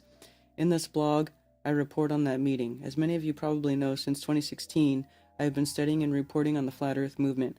I have written numerous blogs and articles about the Flat Earth movement on the Answers in Genesis website, and in 2019, I published a book about Flat Earth claims. As part of my research, I attended and reported on the Flat Earth International Conferences 2017, 2018, and 2019. Unfortunately, the FEICs were discontinued after 2019, but a new conference called Flattoberfest soon arose. I didn't attend the early Flattoberfest. Part of the reason was that I had other commitments at the times of those meetings. October is often a busy month for me. Another reason was that the programs of the early Flattoberfest were very different from FEICs. They seemed more like arts and crafts fairs. What? With what seemed to be new age presentations. I wasn't interested in that sort of thing. However, this year's Flattoberfest moved to a convention center, and the announced speakers and programs seemed to resemble the FEICs more, so I decided to attend. As with FEICs, there were no attendance figures released. My perception was that there were a few hundred people at the meeting. The attendance seemed about the same as the first FEIC, but a little less than the second and third FEICs. Yeah, that's probably about right. As with the FEICs, most of the people treated me very well. One person said some unkind things to me shortly before the program began the first day, but that was the exception. Mark Sargent was the MC. Mark spotted me when I arrived early on the first day, so he introduced himself. We spoke for a while, and it was a very pleasant exchange. Cammie Nodell, widow of Bob Nodell, who died earlier this year, seemed happy to see me, and she said she wanted to talk to me. I had talked to Bob at 2 of the FEICs, but this was the first time Cammie and I spoke to one another. She is a very pleasant person, and I enjoyed talking to her. We met up later and we talked for about an hour. She tried very hard to get me to see her perspective, and it was a productive time as she cleared up a misunderstanding I had about her work. She was surprised that I knew about much of her work by listening to her presentations on the Globebusters YouTube channel. I also briefly talked to Kyle Adams, someone with whom I've had some sharp exchanges on social media. However, our brief interaction was pleasant. I also introduced myself to a few other speakers and prominent Flat Earthers in attendance. I spoke even more to Flat Earthers who are not well known but were simply attendees of the conference. There were several professing Christian Flat Earthers at the conference, and they are of great interest to me. I had dinner one day with several of them. Some of them were surprised that I don't believe the Big Bang model. Flat Earthers often assume that if one believes the Earth is spherical, one also believes in all sorts of evolutionary models. I find this a bit odd because the Christian Flat Earthers didn't believe evolutionary ideas when they thought the Earth was spherical, so why would it be strange to find a Christian Globe Earthers who reject evolutionary theories? After all, they often say that they were once like me. This brings up an important point. The FEICs included speakers who would identify as Christians, but I don't think any of the speakers at this Flattoberfest identify as Christian. Well, Austin does.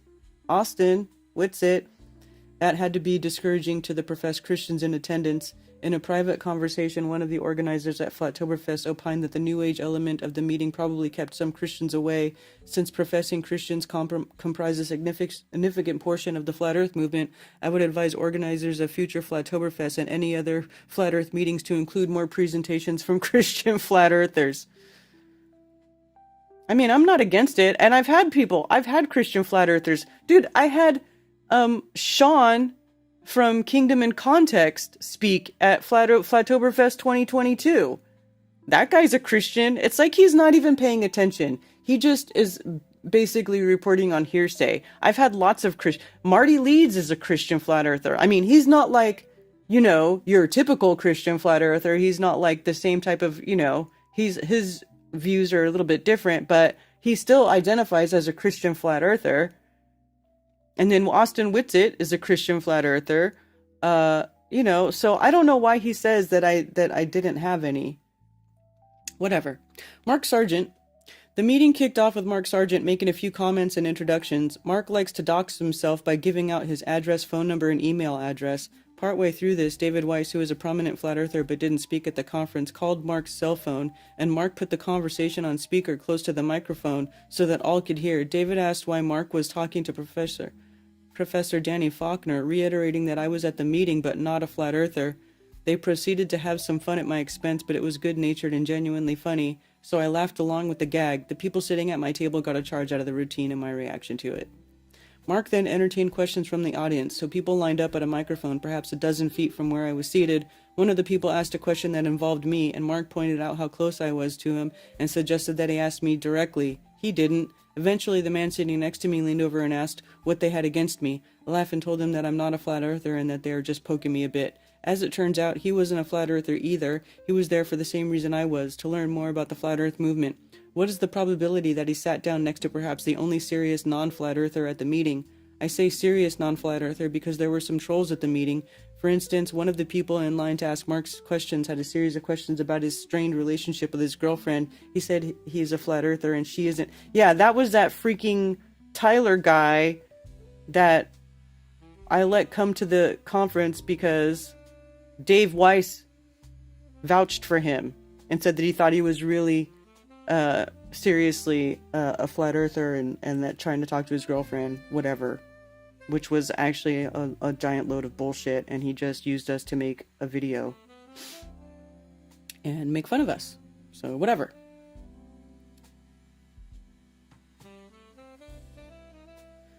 He soon posted his escapade on YouTube. This sort of thing went on at every FEIC too. That is so unnecessary. Simply mocking and ridiculing people you disagree with accomplishes nothing.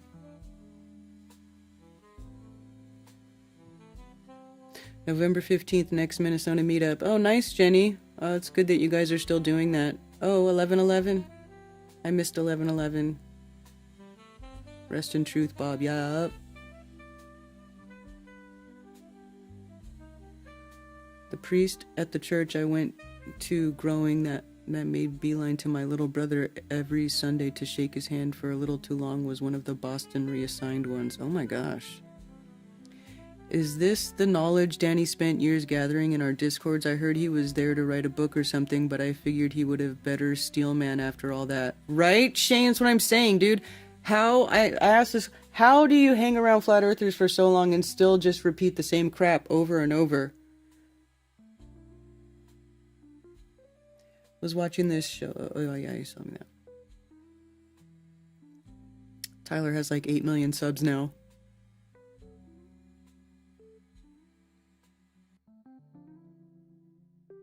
Hey, Just Jack. Oh, it's not. What are you saying, Just Jack West? What are you talking about? What you talking about? Oh, F that guy. Hail Ben. Hail Ben Balderson.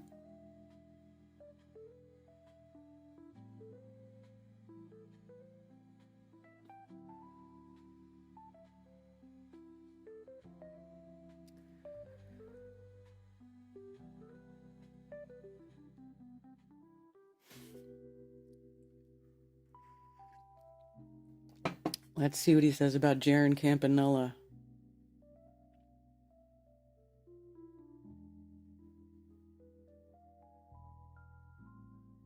So unnecessary, simply mocking and ridiculing people you disagree with that accomplishes nothing. Jaron Campanella. Next up was Jaron Campanella, who has a popular Flat Earth YouTube channel. Jaron asked if we could trust anything that comes from space agencies. This extreme skepticism is common among Flat Earthers. Many Flat Earthers credit NASA with most astronomical facts, such as the Earth's distance from the Sun. Though NASA had nothing to do with gaining much of this knowledge, Jaron criticized the foundation of science, saying that it had no rational basis. He said that the present and future are like the past. This reference to and criticism of uniformitarianism seems to have been borrowed from creationists. Flat Earthers often use arguments that creationists have been using for years, though not as effectively as creationists use them.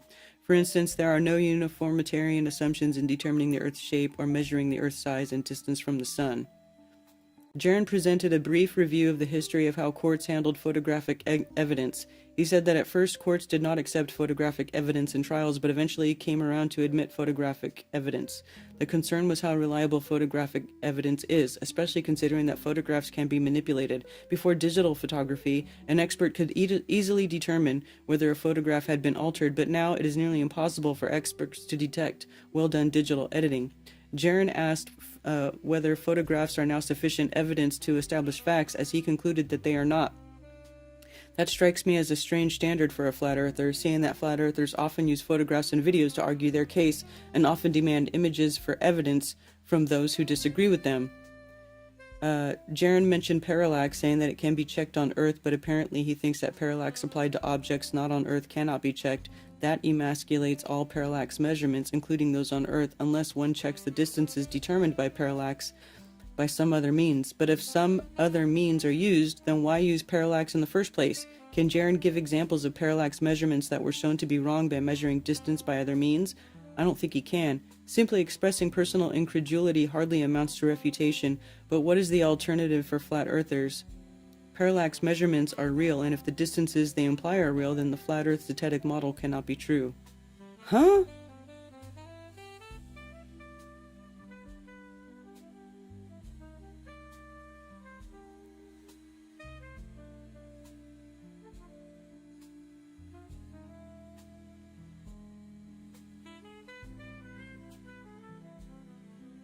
Parallax measurements are real, and if the distances they imply are real, then the flat Earth zetetic model cannot be true.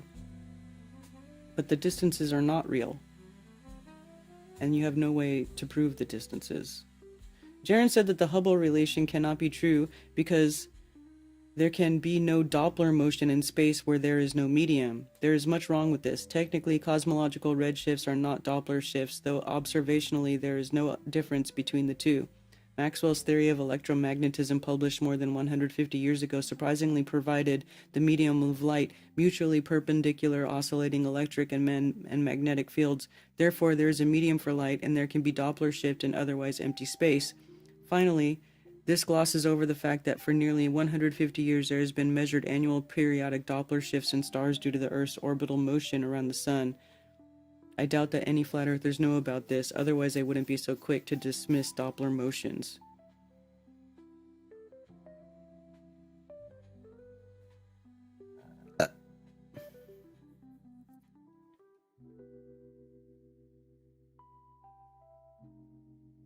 Taylor on X, she's an awesome Christian researcher. Rob Skibo Witsit level research. Winter came early and the farm is taking a beating. Dude, yeah, winter is here early. It got cold early here.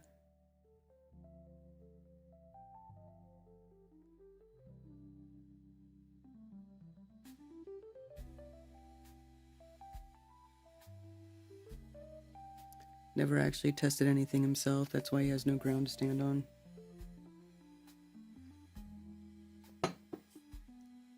Mark Devlin. Next up was Mark Devlin. A DJ, Mark has written several books about satanic influences in the recording industry, Musical Truth 2, and Musical Truth 3.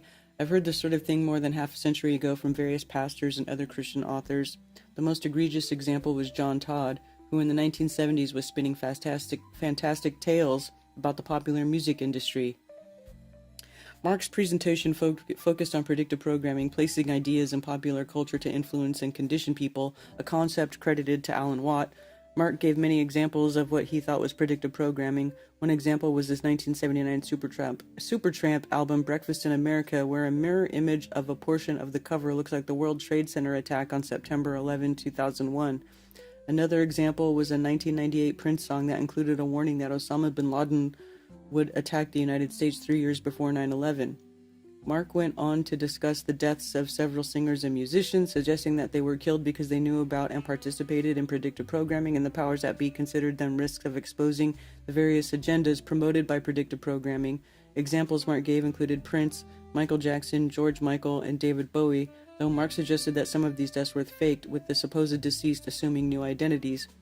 Mark also touched upon various conspiracy theories such as COVID-19 being a hoax. He cited some movies and television show episodes prior to 2020 about pandemics that he said were predictive programming to prepare people for the COVID-19 pandemic. Mark gave a couple of examples of predictive programming references in popular culture with respect to the Apollo moon landings. One was a clip from the 1971 James Bond film Diamonds Are Forever, in which Sean Connery as Agent 007 steals a moon buggy from what appears to be a movie set where an Apollo moon landing was being faked. Another example was the 1992 REM song and music video Man on the Moon. I found this to be very confusing. This movie and this song happened after the first moon landings. If they were part of a predictive programming project, wouldn't it require that they release prior to the Apollo moon landings? Furthermore, Furthermore, since the movie scene and this video possibly could be construed as casting doubt whether the moon landings actually occurred, then why would the powers that be want to condition the public to disbelieve the moon landings when they expend so much effort to believe they were real? I don't think Mark thought this through carefully. It's revelation of the method. He doesn't understand that their disclosure is like their wannabe way of avoiding karmic retribution for being evil pieces of shit. It's revelation of the method. It's like they have to tell you, and then if you don't get it, oh, that's your bad, not our bad. We told you we were assholes. We told you what we were doing, and you didn't get it. You're dumb. Symbolism and programming in the old MTV videos is over the top. Yeah. Muddy the waters to throw doubt later on. Faulkner didn't mention southern rotation works fine in my model. I believe that's why I cleared up for him. Yeah, probably. Of course he's not going to mention it because that's our number one go-to to try to prove that the Earth is a globe. Of course he's not going to address that. He's just going to ignore it. And just say, Cammie's a nice lady. And that's it.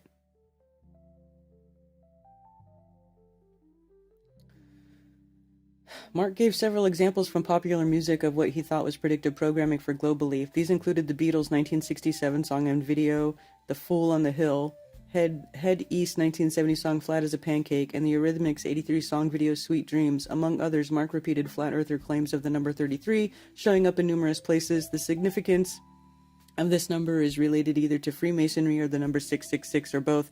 Examples included Buzz Aldrin, Elvis Presley flashing what Mark thought was a 666 sign, the Earth's tilt expressed as the complement of the 23.4 degree tilt, the number of vertebrae humans have, the Earth's orbital velocity, the Sun's orbital velocity in the galaxy, reported by Mark to be 333 miles per hour, but this is not correct, so I have no idea where that value came from, and the age of Jesus when he died. How this is predictive programming is a mystery to me.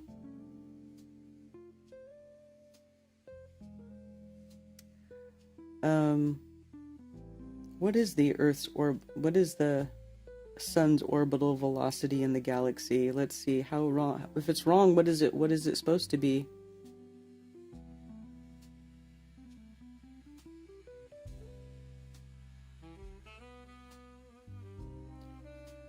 The Sun orbits the center of the Milky Way galaxy at an average speed of about 220 to 250 kilometers per second, approximately 490,000 to 560,000 miles per hour.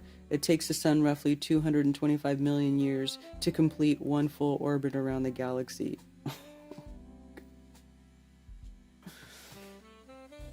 Oy vey.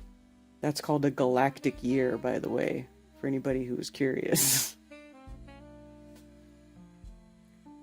What are your reasoning for Earth being flat is true? Because the Earth is measurably flat and stationary. I wish I had listened to Karen and bought some warmer clothes. I'm sure Cammie's got some stuff for you. There's got to be something you can use.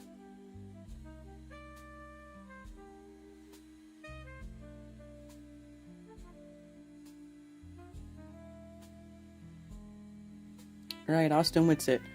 Austin Whitsitt spoke next. I discussed Austin in 2 blogs last year. Austin is one of the few flat earthers producing new material. Austin speaks quickly and confidently, and he uses many technical-sounding terms. Many flat earthers find Austin very convincing, though I doubt that any of them truly understand what Austin says. Many critics of the flat earth movement accuse Austin of word salad, but Austin disagrees, claiming that word salad is the use of unrelated words so that they lack syntax. Austin is correct about this. What Austin engages in is more properly known as technobabble, using incomprehensible technical jargon. This practice is captured beautifully by the term turbo encabulator, created 80 years ago to describe the overuse of jargon in technical publications. In the 1970s, a man who narrated technical films for General Motors made a hilarious spoof of technobabble while extolling the virtues of the turbo encabulator. Austin's technobabble may impress most people, but it is meaningless to those with expertise in the relevant fields. I recently wrote down a few examples of Austin's technobabble: centrifugal divergence, centripetal convergence, and conjugate geometrical expression. As someone with extensive knowledge of physics and mathematics, these are meaningless things. Austin frequently mentions equipotentials and Gaussian surfaces. These are real things in electromagnetism, though from the way Austin uses them, Austin clearly does not understand their meanings. I couldn't write down examples from his presentation at Flattoberfest. As I said, Austin speaks quickly, so I don't recall if he used these terms. A new friend that I met at Flattoberfest managed to write this one down. The Fibonacci sequence is a geometric expression of vibrational displacement and pressure mediation. Terms that I was able to jot down include torus field, harmonic oscillations, toroidal vortex flow, reciprocation, conjugation, and block domain wall. Some of these are real terms in mathematics and physics, but I doubt Austin understands them. Here are a few more terms that make no sense to me. Conjugate geometry. Charging is the spatial toroidal divergent magnetic aspect. And optical convergence. Michael Toon, who is a critic of the Flat Earth movement, tells me that Austin got much of this verbiage from Ken Wheeler, a name that Austin mentioned in his presentation. Austin says that, well, Ken Wheeler says Earth is a ball, too. So, I mean, does Danny Faulkner understand these terms? Let's see. Conjugate geometry. Let's search it.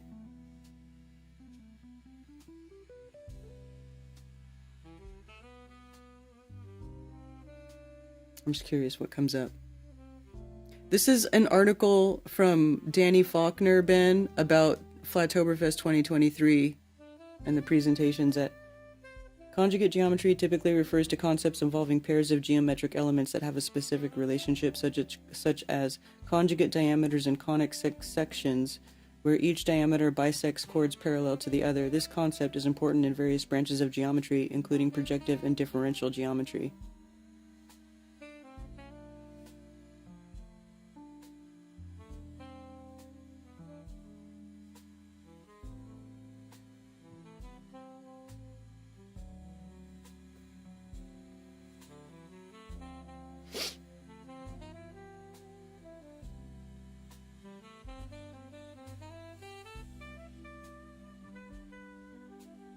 Austin said that gravity was debunked more than a century ago. That is hardly the case. This claim merely reflects Austin's misunderstanding of Newtonian gravity and general relativity. Austin claimed that dark matter and dark energy are bunk. I beg to differ on both dark matter and dark energy. He went on to say that relativity requires dark matter. This is incorrect, for the case of dark matter mostly relies upon Newtonian gravity, not general relativity. That is why the alternative to dark matter is modified Newtonian dynamics, not modified general relativity, something that Austin mentioned in this context, but apparently didn't see the contradiction of his claim. Austin dismissed the wave-particle duality of modern physics, calling it stupid. For that matter, Austin ripped the standard physics definition of energy as the ability to do work. Austin ventured a little into astronomy. He referred to the photographs and videos of badly out-of-focus stars that flat earthers often take, claiming that these are evidence that stars are caused by sonoluminescence, and that stars are not what astronomers say they are. With a wave of a hand, Austin dismissed that these are out of focus. I've been using telescopes regularly for more than half a century. You would think that after all that time, I would know what a good focus is and what a bad focus is. Silly me, I should realize that Austin, who may have never used a telescope, knows far more about proper focusing than I ever will.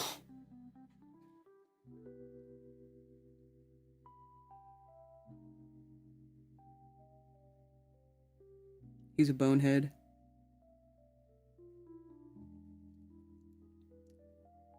Austin further claimed that polarization causes the same effect as eclipses. I believe that he got this claim from Cami Nodell. It is false. Related to eclipses. It is false. He just says it is false. He doesn't even explain how it's false. How is it false? Related to eclipses, Austin asked how the shadow of the moon can be smaller than the moon, and how the shadow of the Earth can be smaller than the Earth. This is easy to answer if one realizes that the sun is larger than the Earth and moon. Though it is of low quality, I have recorded a video that demonstrates this. For a long time, flat earthers have repeated the claim that all the shadows increase in size with increasing distance. This is true for light sources that are smaller than objects casting shadows. However, it is not true for light sources that are larger than the objects casting shadows. Why haven't any flat earthers such as Austin tested this for themselves rather than repeating the lie? Austin brought up the question of how star trails work on a flat Earth. Austin explained them with typical convergence, another term that makes no sense, though I'm sure nearly all flat earthers in attendance thought it did. Austin also said that sporadic meteors come from only 4 points in the sky. Austin has said this before. I have no idea where he got this false notion. I mean, talk about coming from a place just of pure incredulity. Like, he's not even explaining how this stuff is wrong.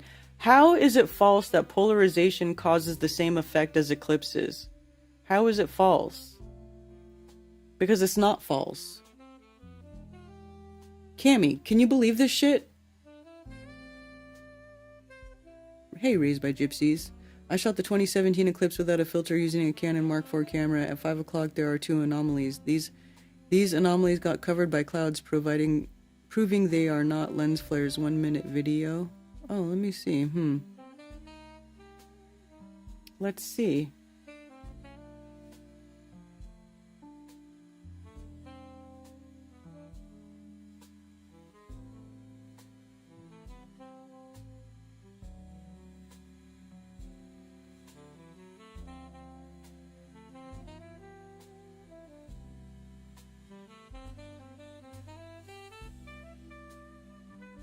There you can see the little moon shape in that flare. Or the crescent shape, not moon shape, but crescent shape.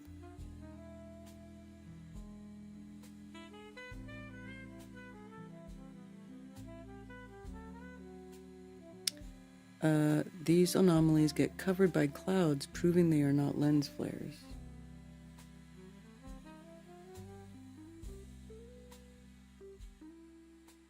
What anomalies? Are you talking about this?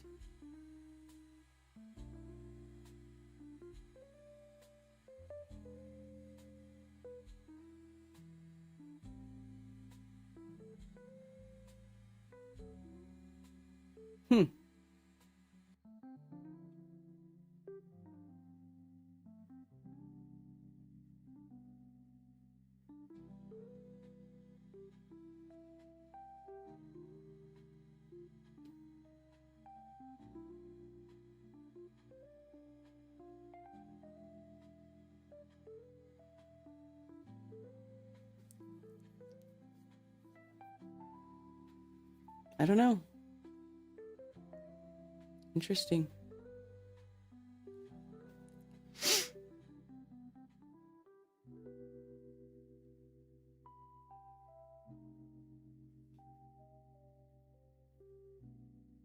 I mean, aren't there like only certain times of year that you see meteor showers?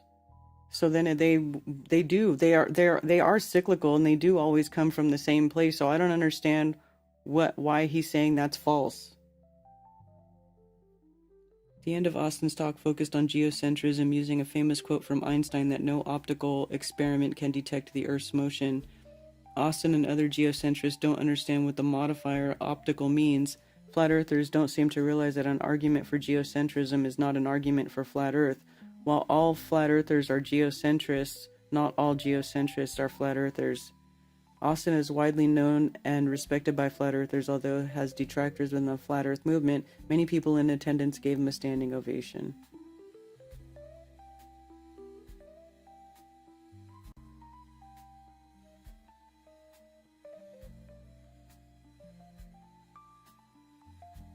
What he referenced was from Harvard radio surveys. For Danny not to know that and dismiss it is pure ignorance.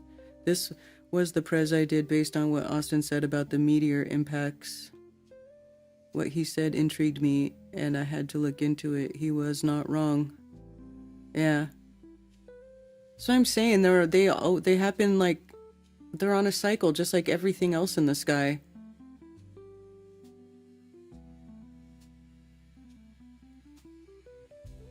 Hey, Fazook Films.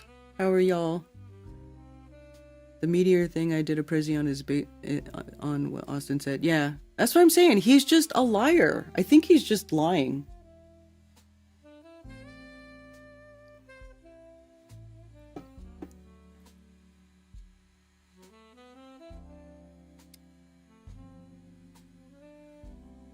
Imagine it curves equally to the curvature. Get out of here with that nonsense.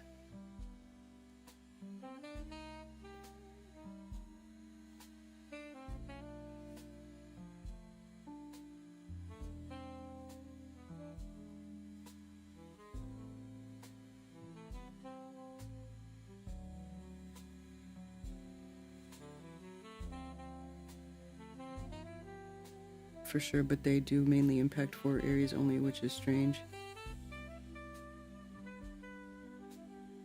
It would be strange for a ball flying in space. There should be, like, random meteors all the freaking time. We should be seeing stuff hit the moon all the time.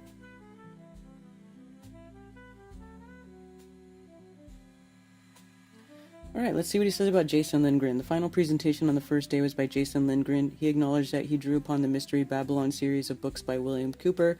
This sort of thing is sure to be popular with flat earthers, but it doesn't directly relate to flat earth.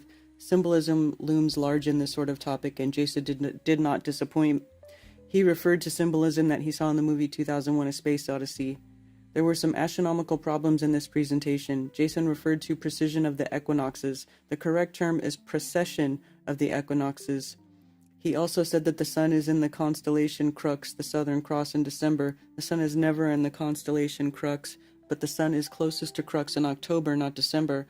I suspect that Jason meant to say the sun is in the constellation Ophiuchus in December, but I have no idea how he conflated Crux with Ophiuchus. I don't remember that part. I'd have to go back and watch his presentation.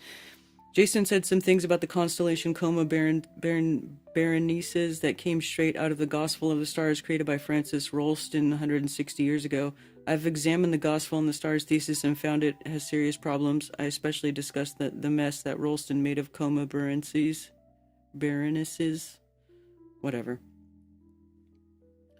Began with a concert that is best described as being New Age. New Age elements were not that prevalent on the first day of Flattoberfest, but they were much more present on the second day. He's talking about the sound bath. The sound bath is considered New Age to him. I mean, whatever. A sound bath is just a sound bath. It's just beautiful, soothing sounds. It's not satanic. I don't understand why would that be considered New Age. I mean, there was no, like, woman going, oh, or anything like that. You know, like, it's just Chad Davis playing a bunch of crystal harps and singing bowls and gongs, and, like, he had all these really cool things. Like, that was actually really awesome. For instance, okay, then it was Ben Balderson. The first presentation on the second day was on alchemy, and it had many New Age elements. While alchemy is now considered a discredited idea, apparently it still has appeal. While flat earthers are very open to far-out ideas, I'm not sure how accepting the crowd was of this talk. Ben Balderson led with a pagan notion of creation, a sort of sexual dualism, where the father is material and the mother is immaterial. Frankly, I found much of Ben's presentation to be incomprehensible.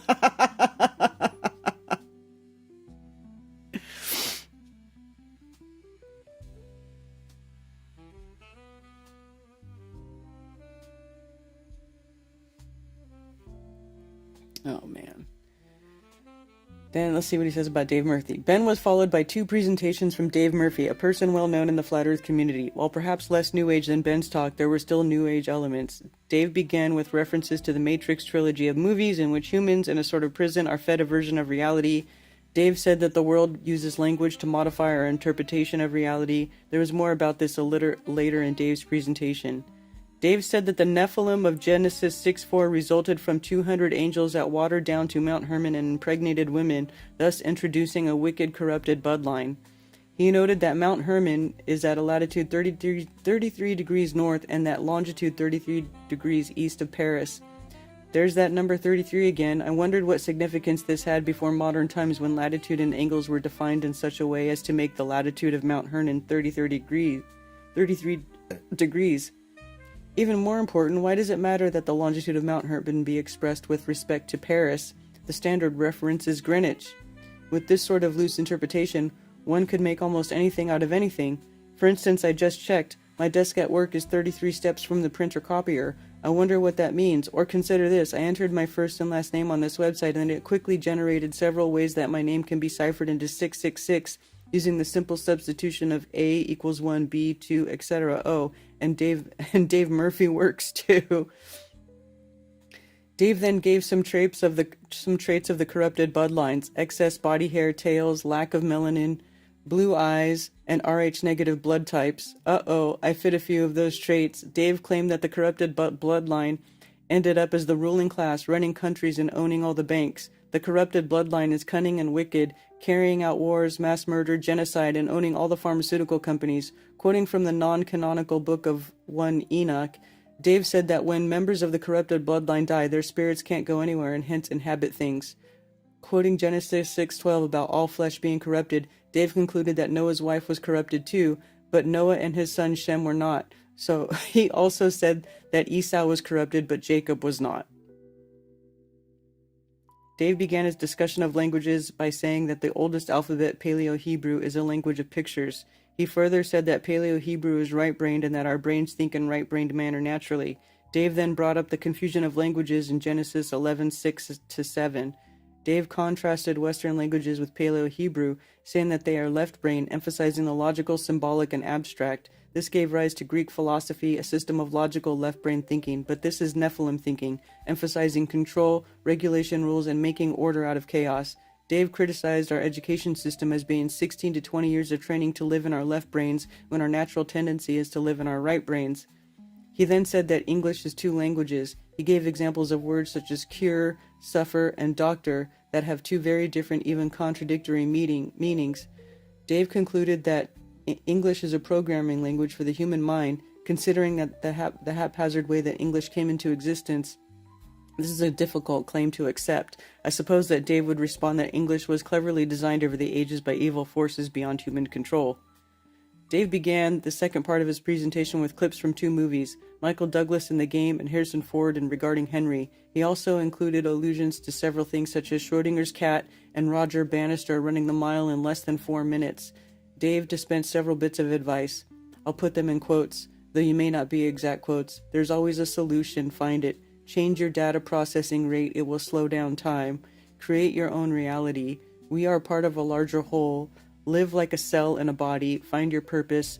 The cold dog-eat-dog world is an illusion. The big secret is that you're going to die. Life is about doing the right thing, even if it costs you your life. While I could agree with some of these quotations with clarification, the advice Dave dispensed in his conclusion was diametrically opposed to the biblical worldview.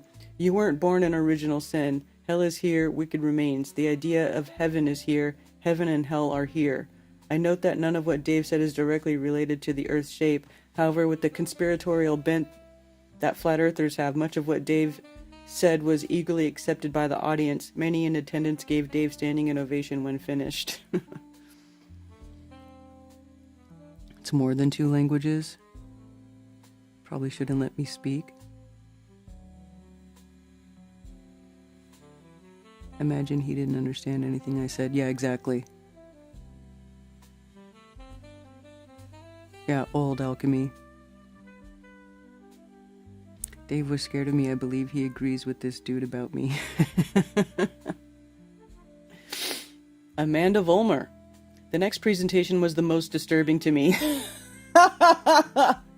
Early in her presentation, Amanda Vollmer said that she has a doctorate in medicine. Some might infer then that she is an MD, but I thought it was odd that she worded her degree that way, so I looked up her biography. Sure enough, her doctorate is from the Canadian College of Naturopathic Medicine. Naturopathy is a form of alternative medicine that is not usually considered credible by the medical profession, except in some minor areas like allergies and chronic pain. I note that what Amanda does and what she spoke about is not related to the Earth's shape. I suppose that she has gained some following among flat earthers because she believes the Earth is flat, and flat earthers are susceptible to all sorts of alternative explanations and practices. Um, well, that's true, but also because of the pandemic, obviously the medical system is, the allopathic medical system is not doing us any favors.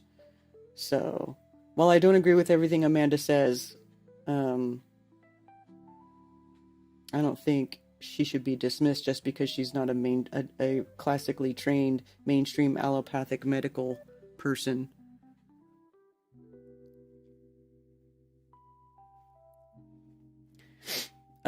Amanda spoke only for a little while, devoting most of her time to answering questions from the audience. I will briefly mention some of the things that Amanda taught in her session, either directly or indirectly through answering of questions. Of course, she opined that COVID-19 is not a disease, something that is widely believed by flat earthers. But if COVID-19 is not a disease, then what is it? I don't recall that. It's a fucking psyop. I don't recall that Amanda answered that question, but it doesn't matter because opinions about the nature of COVID-19 among flat earthers are broad. When asked what disease is, Amanda said that it is a result of bad food. She rejects the germ theory of disease. She further said that viruses don't exist. She claimed that viruses have never been isolated. This has a parallel to flat earth arguments involving science. Flat earthers often claim that many scientific facts and theories have never been proven. Gravity is a good example. Amanda also mentioned that harmonic resonance as a vehicle for transmitting illness in close populations, such as within families, suggesting the transmission of disease empathically. I mean, it could be. I mean, that's like not even a new idea. I mean, the word psychosomatic exists for a reason. I love Amanda still not drinking pee. When asked about how she responds to the criticism that she's not an MD, Amanda said, "I wasn't indoctrinated. This too has a parallel to flat earth. When people like me who have expertise in scientific fields point out that many problems with flat earth making it impossible to take flat earth arguments seriously, we often are told that we were simply indoctrinated in globe earth to the extent that we cannot see the evidence for the earth being flat." One member of the audience asked about STDs, which brought a mocking response from Amanda. That was highly unprofessional. Amanda went on to throw out all sorts of possibilities for the cause of STDs. 2 pieces of flesh rubbing together, even lips, dye in underwear, and magnetic fields. These answers fly in the face of reality. A 100% monogamous couple can have a very long active sex life and wear dyed underwear without developing any STDs, which disproves those cause STDs. It is well documented that people with STDs spread STDs to other people through sexual contact. That alone suggests STDs are spread by some agent, viruses or bacteria. Well, I know syphilis is a bacteria that is transmitted via sexual contact. Furthermore, most bacterial STDs respond well to appropriate antibiotics. Well, bacterial, that's different than virus.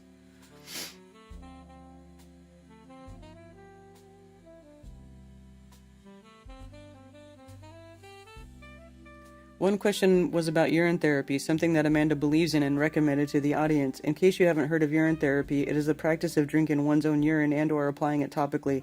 This is a thing among some flat earthers, though some flat earthers are very critical of it. The crowd at Flattoberfest seemed generally favorable, though I have no idea how many of the people there practice urine therapy or are simply tolerant of it. Frankly, I didn't want to know.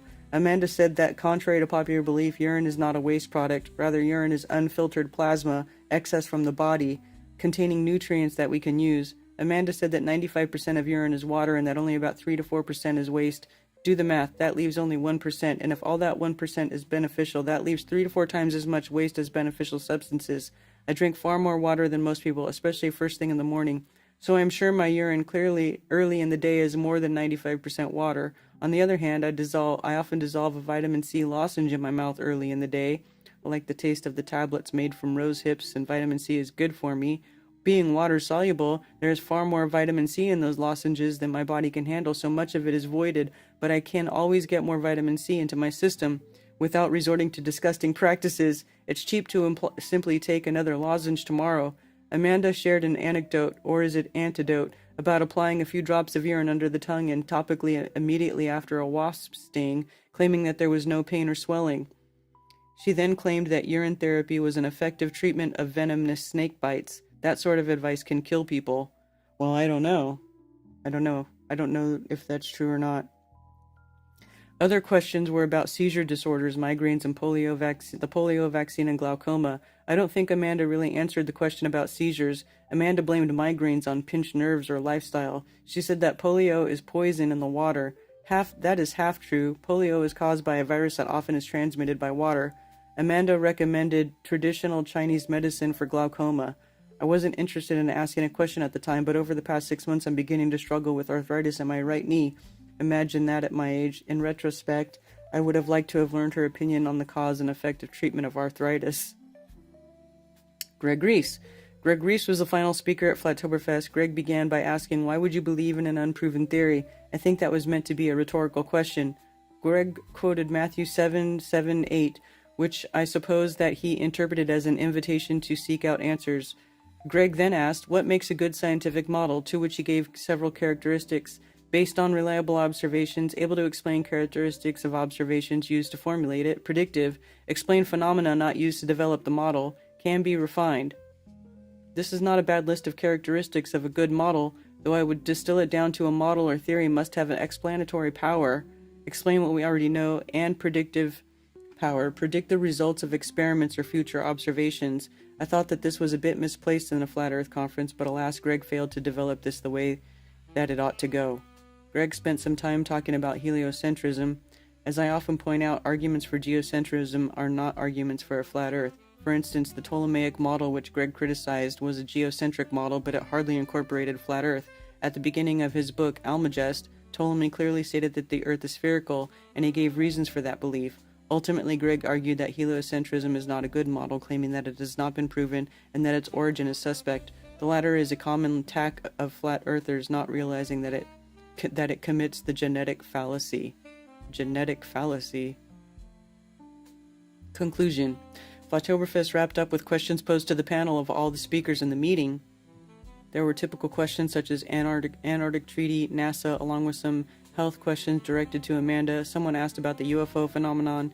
The answers varied, but most of them accepted the dynamic interpretation of UFOs. This is a common answer among Christians now. I intend to take up the issue in some programs and writing soon. I didn't find this part of Flattoberfest that informative. However, I was most interested in some of the comments about God and the Bible that came up in answers the panel provided. Amanda said that we are God. David said that the Hebrew scriptures are real, but the New Testament is not. Not surprisingly, he said that Hebrew scriptures are a story of bloodlines. These statements went unchallenged, which was consistent with the missing Christian element that had been present at the FEICs.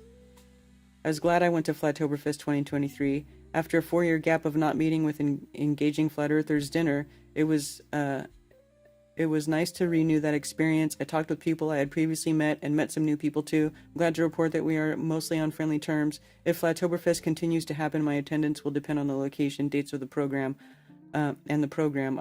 I do hope that the organizer of future Flat Earth conventions will attempt to include presentations by professed Christians. Well, we do. See, he obviously doesn't understand that Austin is a Christian. Or that other Christians who are in this have been speakers at my events. So, whatever. Carnivore treats arthritis, lowers inflammation.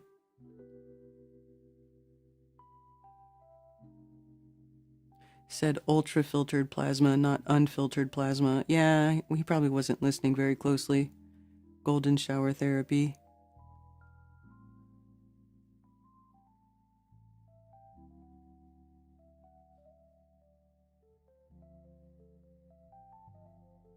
Sea urchin stings. You can reset someone's gut bacteria by feeding them shit. Yeah, well they do. Yeah, they do poop transplants. Like if someone who like sterilizes things too much, if you use too much bleach, if you're like, someone who's like obsessive, like really truly obsessive, compulsive, paranoid, bleaching everything, cleaning everything, doesn't go outside, blah blah blah, like those people, their biome gets weak, and then it's like the doctor's like, yeah, your biome needs to be reset, we need to give you a poop transplant. And it's like the most disgusting thing, right? You got to take poop from somebody and put it in your gut to replenish your gut biome. It's like, what's the ultimate punishment for someone who's like so paranoid about poop that they bleached everything into oblivion? And then to fix it, they have to get poop.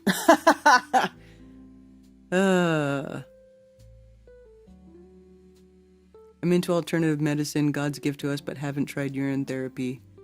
The only thing I did is I did use it topically to cure some eczema that I had in my right hand, like really severe eczema.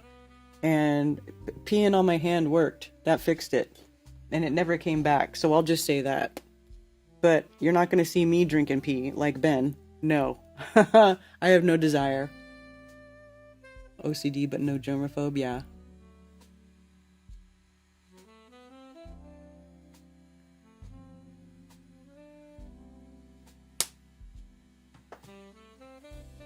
Who thought of a poop transplant? I don't know. A doctor. Your daughter did a research paper on fecal transplants? Yeah. Yeah, it's funny.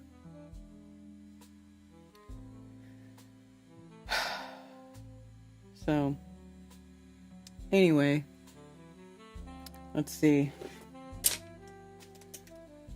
Let me open my phones. How come you guys haven't yelled at me for not opening my phones yet?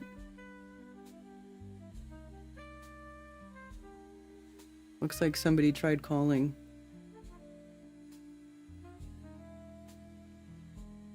Maybe that's why the tail looks so good.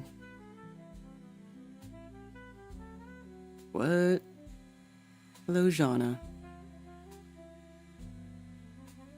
I ain't putting piss under my tongue though. Maybe that's why it didn't work.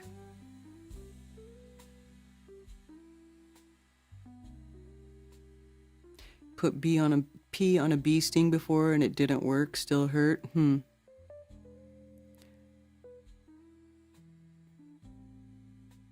Poop donor. Ooh, your yummy, delicious burrito. Breakfast burrito. What's up, NDB?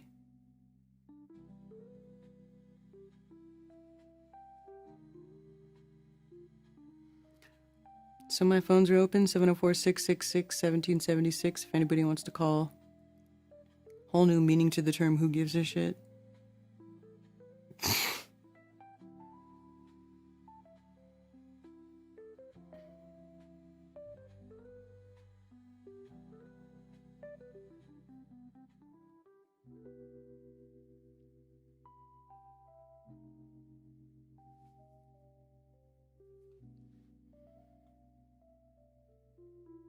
Awakening an interstellar wanderer. Surprising nickel detection on Comet 3I Atlas.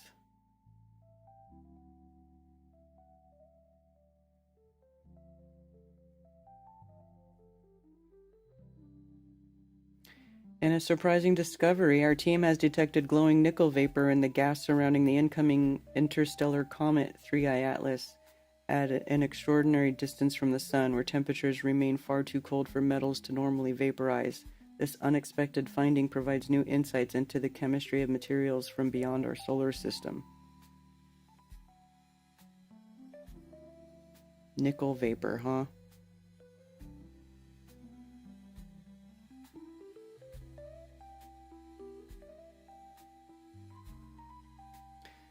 Only the third confirmed interstellar object ever discovered. Unlike its predecessors, the enigmatic Oumuamua and Comet Borisov, this new visitor, designated 3I Atlas, was caught early in its journey through the solar system, giving astronomers an unprecedented opportunity to watch an interstellar comet come to life as it approaches the sun.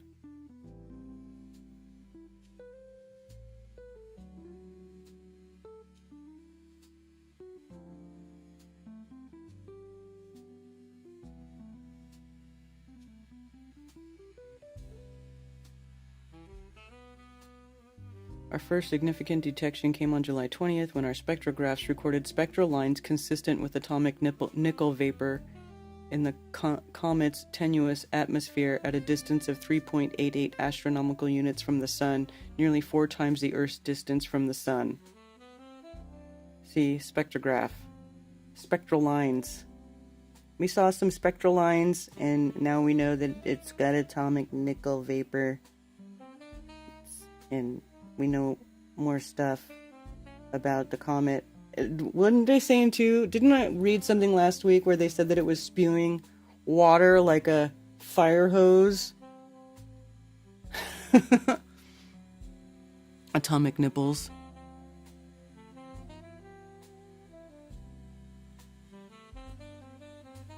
Can tell what vapor is around 3i Atlas, but can't say what is coming out of planes.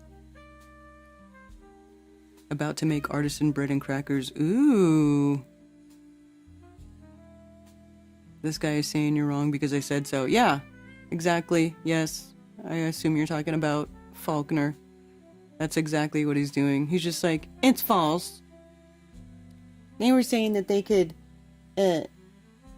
replicate what the eclipse does with polarization. It's false. Actually, it's not false. It's true.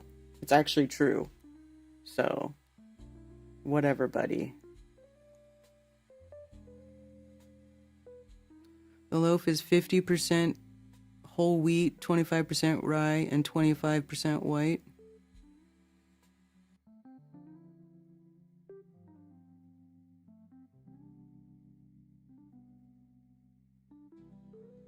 Tanny Fuckner.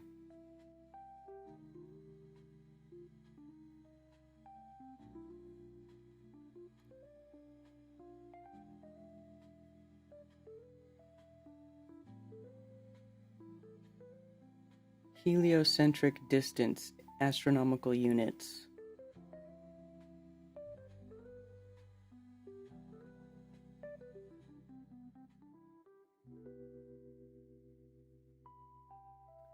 Three-eye Atlas.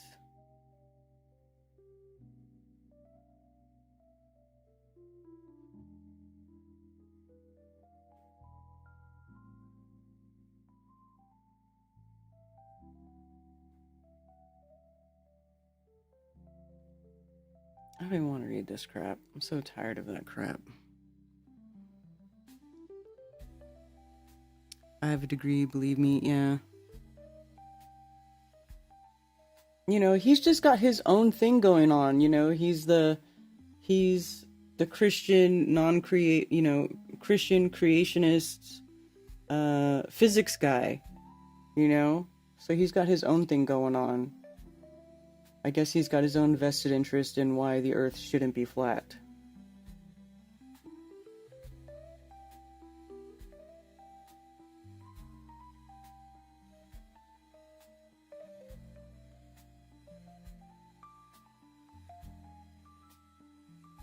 Anything interesting in the news lines? Graham Plattner's campaign.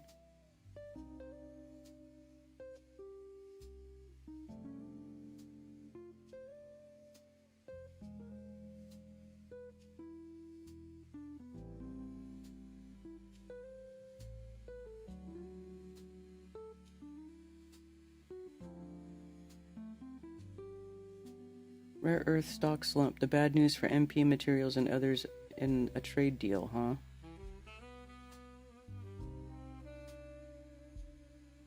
After the US and China struck a positive tone on their trade talks over the weekend.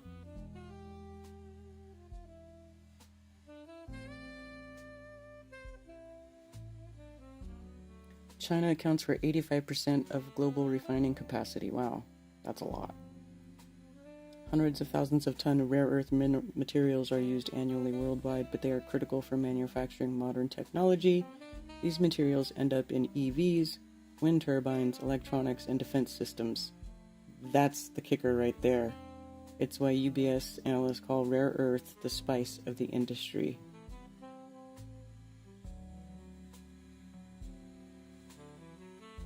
US is eager to reduce its dependence on China for these materials. In July, it announced a blockbuster deal with MP that included an equity stake, a price floor for rare earth products, and a guaranteed customer for new capacity to be built by MP.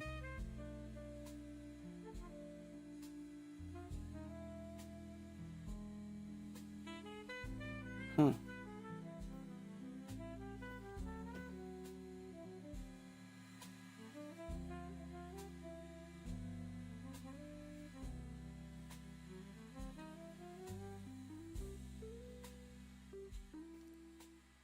Cat 5 hurricane now about to hit Jamaica, yeah. I would argue about virus. I think they are real, but not what they claim. I think it's fungal. Yeah, I don't think it's what they claim either.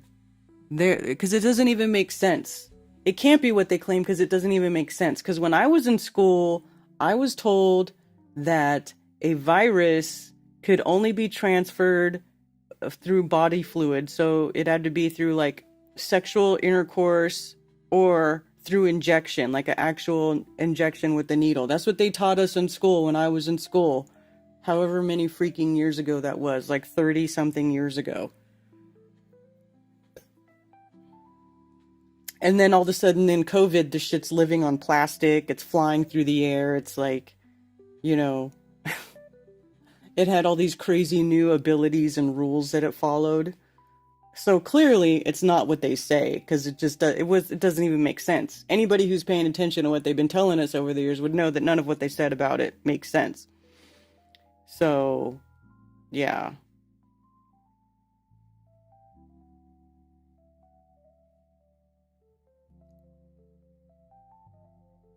That fake part.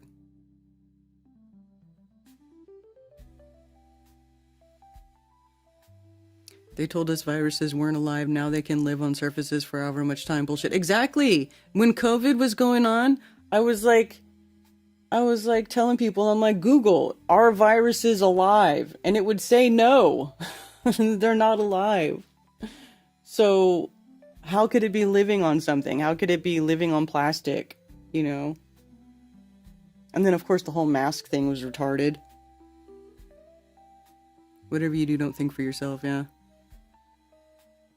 Make people scared of something so small it's invisible, right? It's like an invisible boogeyman. They love those invisible boogeymen. You know? War on terror. You know? It's a pandemic. Such crap. All of it's crap. All of it, you know, and look, and then, you know, all of it is to extract wealth from the people and exert more control, more surveillance, more control. Because I just saw an article that somebody shared on X, and in the article, it's talking about monkeypox. Let's see if I can find a monkey. They were trying to say monkeypox was coming back. Oh, what did I say? Conkypox? Monkeypox. Monkeypox. News.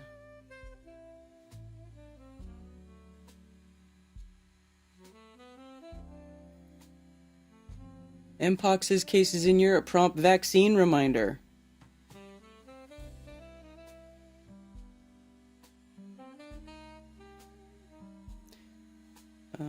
This is not the one I read.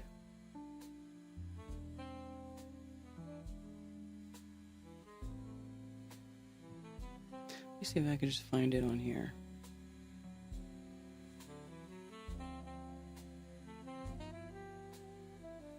I think she shared it. Polly.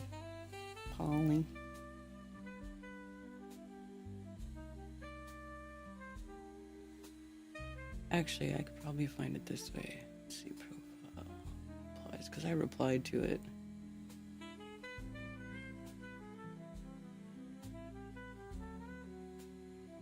People still saying this dumb crap.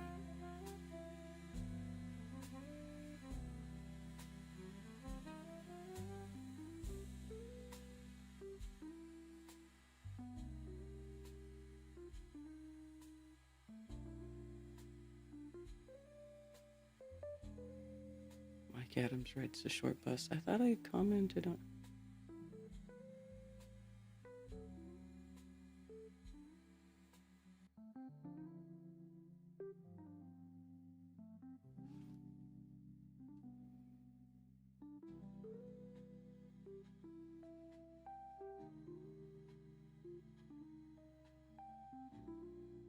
Maybe I won't find it.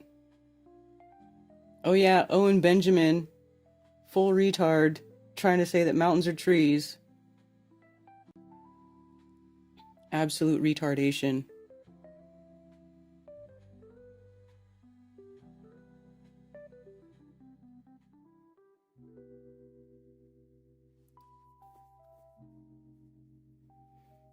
I can't find it. Anyway, in this article that I read about monkeypox, the very end of the article, the like last thing it said was, this reiterates the need for stronger surveillance and vaccines and blah, blah, blah. Basically, the whole thing was like, oh, monkeypox is back. Be scared. We need to surveil you more. We need you to get more injections because monkeypox. Ridiculous. What was Owen Benjamin saying on X-Series? I can't remember. It was retarded. Yeah, he was saying that mountains were trees, tree stumps. And I commented on his post, and I called him a retard, but he did not ever respond to me. I was completely ignored. You know. Probably not. I'm not cool enough to get the time of day. Christy thinks poop is the 9th level of hell.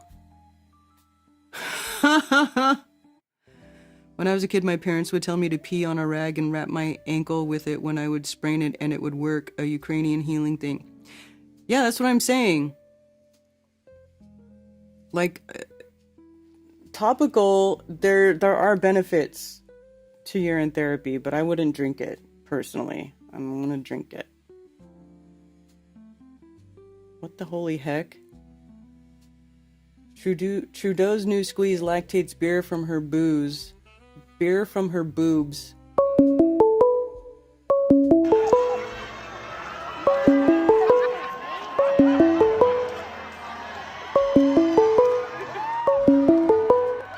Thank you for calling Coffee Talk. You're on with Karen B. Karen, it's Glenn. Just a few things on things you're talking about. As far as the firmament being flat, check out the most recent theodolite update on space audits. Alan and crew are just kicking butt. I mean, the last presentation, this last one, the theodolite update, was just, just a beautiful presentation. I'll have to check that out. Also, that goes to, you were talking about the Bible. The presentation itself kind of explains why it's flat above us. So there's a verse in Isaiah and also in Revelation that, makes reference to the sky rolling up like a ball. Like a scroll. Mm-hmm. And then over to the COVID, there's a guy who does online. He's pretty current. He's regularly makes postings on COVID with the vaccine and this and that. John Campbell on YouTube. John Campbell's his name. He just, within the last couple of weeks, he's starting to post some really good animations of, how it works and all the microbiology involved and stuff. It's really well done. But that's what's related to everything you're talking about, and I just wanted to... these guys at Space Audits, I wish my IQ was about 10 or 15 points higher. I get enough of it to understand the significance, but I can't grasp the whole picture. But they are just... And all the high intellects on the globe side, they're hiding right now. They won't even face them. They're just... because what they're coming up with, I just wish more people were talking about it. Anyway, everybody have a real good week. All right, thank you. Bye. So let's see. We'll share it. We should share it here. Or Shane, if you're still here listening, put a link to what he's talking about. This one, theodolite update, fraction, how high is the sun on flat Earth?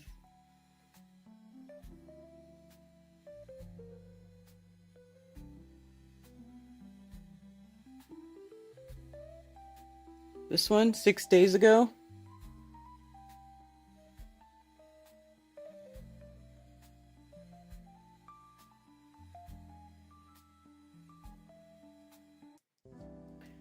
I think this is the one he's talking about.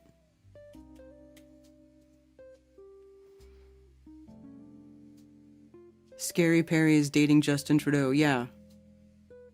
Yeah, and you know what's hilarious? RT.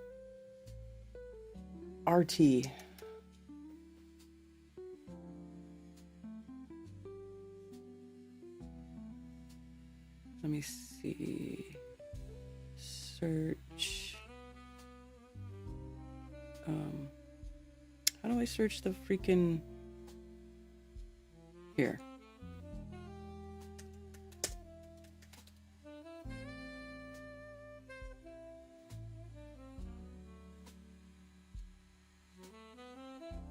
No Katy Perry are on board. They're making jokes about Katy Perry the astronaut. From satanic ritual to fake gravity, conspiracy theorists are screaming fake over Blue Origin flight, claiming real microgravity would have sent Katy Perry's hair flying like NASA's Suni Williams.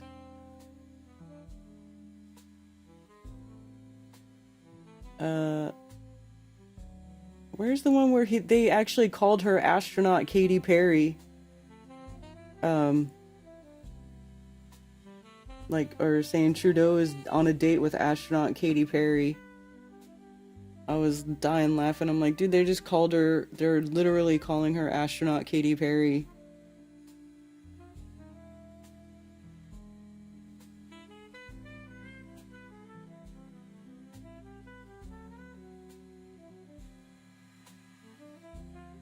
Oh, here it is. Trudeau first dates astronaut Katy Perry to nude cabaret where superstar Blackpink. So Trudeau took Katy Perry, astronaut Kate. This is where they went on their date. I thought it was funny that they called her astronaut Katy Perry. Trudeau first dates astronaut Katy Perry to nude cabaret where superstar. Ridiculous. I'm guessing this is the theodolite update that he's talking about. Thank you for calling Coffee Talk. You're on with Karen B. Hey, Karen B. It's Tony Coriolis. What's up, Tony? Not much. Just had a couple thoughts. Faulkner was going on about Jason Lundgren's presentation, and did he say something about the sun being in Crux? Or I guess Jason said it was in Crux. I guess that's a constellation, but it's really in Ophiuchus. Something like that, yeah. I don't remember Yeah, he that. said something like that. But, the whole thing with it being in Ophiuchus, that's that 13th sign. And, I don't know, of course he would throw in, oh, no, it's actually in the 13th sign at that time. I'm even going to specifically re-listen to Jason's presentation and find it. If I find it, I'll throw it up as a timestamp in the Rebellion. Yeah. Just to save you, because you got to do so much stuff. You always say, let's check that out. I'll take that one off your hands. I'll get you a timestamp on that one. Okay, sweet. Thank you. Okay. And then I was listening to another video on YouTube, and it was Jimmy Dore, and it's his second or third time talking to some lady who runs an ostrich farm, and I don't think it's in the U.S. Yeah, maybe Canada, it's Canada or something. Yeah, I know about that story. You're talking about the ostrich farm where they were raising ostriches and they were using them for developing bioweapons or something, or vaccines or something about it, where it was they were being used for some biomedical thing, right? Yeah, and the lady says that they're only going so hard on her because she thinks that they really do have provable natural immunity to this bird flu thing that they're trying to just get everyone vaccinated on, Mm-hmm. So yeah, just not in line with their vaccine stuff. But then it did get me thinking. So you know how I got my tortoise, Dude? Yeah. So, okay, honestly, I found Dude. I don't know if he was vaccinated as a baby tortoise or anything, but is there anything to reptiles don't need vaccines, or do you know anything on that? I don't. I've never heard of reptiles needing vaccines. Neither have I. And even if someone did, give a shot to my tortoise, I feel like a tortoise would just look at him dude, you're not supposed to do this. I know more than you. So I don't know. Just had me thinking about it. Reptiles do not require vaccinations like many other pets. I wonder why that is, huh?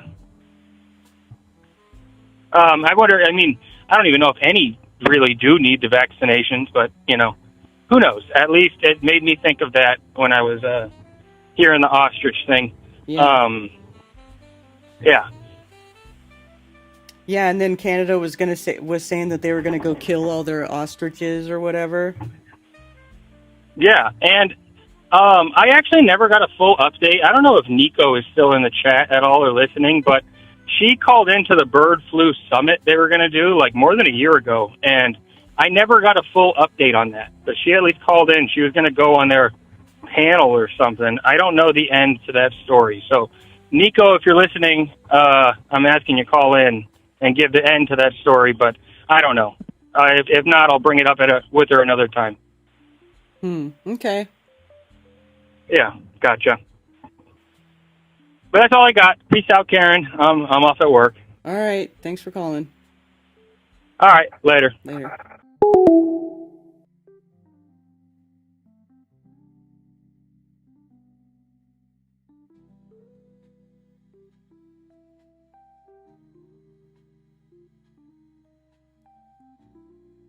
Another injured hen at the Universal Ostrich Farm is being left to slowly die alone without receiving any medical treatment or fluids.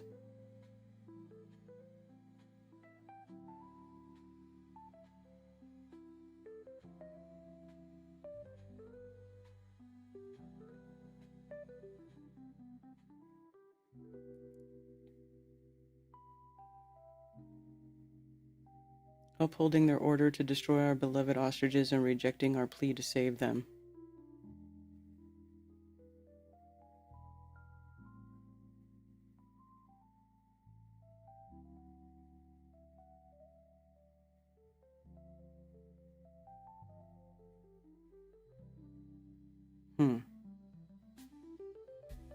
And that guy sent me a thing to get ostrich meat. I still have to order it. I need to do that. I need to figure out, I need to find an ostrich recipe, and then when I find an ostrich recipe I want to try, I gotta go order the cut that I'm gonna use in my recipe so I can try me some ostrich. Speaking of ostriches, my son born during pandemic and I paid for private homeopathic clinic Zero Vax. Today he develops like a tornado, and in kindergarten he's jumping classes already. Yeah, I bet he's thriving. It's awesome. Fantastic. Yes, Katy Perry used to be with Orlando Bloom. Like, I guess they had a child together, and now she's dating that pig Trudeau. Like, what in the hell, dude? What?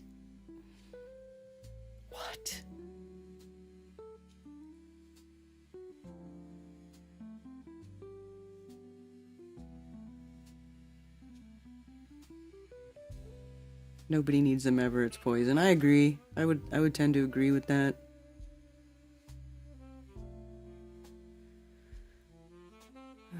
Let's see.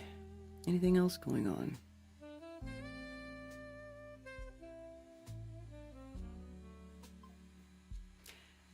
As 3 years old, he's in class with 4 and 5-year-old kids as well, and teachers say he develops faster than many older kids. For example, he recognizes colors, he knows his address, etc. Yeah, man.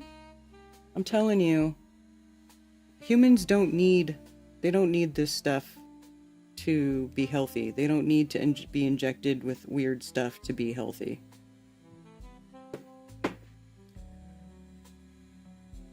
Going from Legolas to Gollum. Katie's on the decline. There's something wrong with that girl.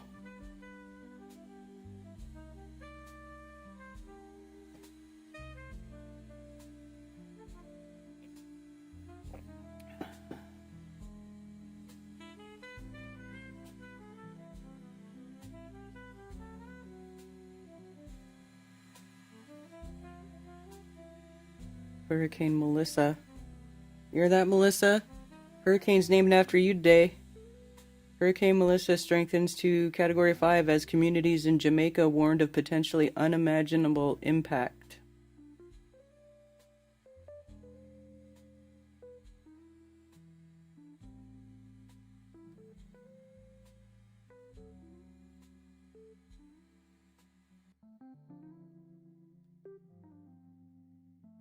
moving from a Category 1 hurricane to a Category 4 and possibly becoming a Category 5 hurricane by the time we go through it tonight.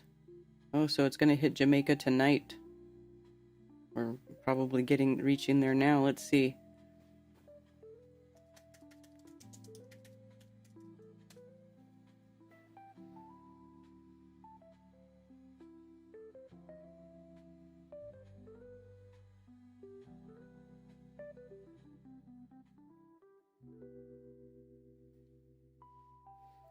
Category 5 Hurricane Melissa begins historic catastrophic flood, wind, storm surge seas in Jamaica. Will be one of the most devastating hurricanes on record in Jamaica, with widespread flooding, landslides, and destructive winds. Flooding rain is also a grave concern in Hispaniola and Cuba. Here's the latest forecast. Is even stronger than it was this morning. It's now 165 mile per hour Category 5, moving again very slowly, if at all, at 3 miles per hour. And that's an issue. We have pressure now down to 908 millibars on estimation. So hurricane hunters are in there giving us remarkable information. So here we go tomorrow morning. The area here in purple is where I shaded the model thinks the hurricane force winds will be. So for example, Kingston, not likely the way things are going to see hurricane force winds, but they will have an onshore wind at tropical storm force, which is very significant, with of course a ton of heavy rain. I'm not showing you the rain at all. That is going to likely encompass the entire island. It is the wind here that is really grabbing my attention, given the fact that along and to the right of where the center crosses the coast, we could see that kind of wind well over 150 miles per hour in gusts. And that will pretty much knock anything down in its way. And that South Shore in particular is going to be susceptible for potentially 9 to 13 feet of storm surge. And we know the storm surge is deadly, and unfortunately, that could be quite catastrophic. The other part of the story is just the intense rainfall that we could also see impacting us. You can see there in Jamaica, there's some areas that could see 12 to 18 inches of rain, if not even more than that is a real possibility. Big totals in eastern parts of Cuba, and don't sleep on what we could see here in parts of Haiti as well. Did you know rainfall flooding has recently been the single deadliest hurricane threat? Water threats continue to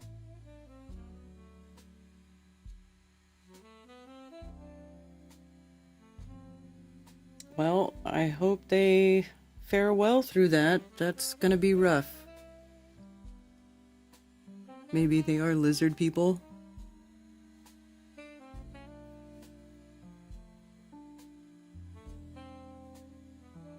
Apparently that chick,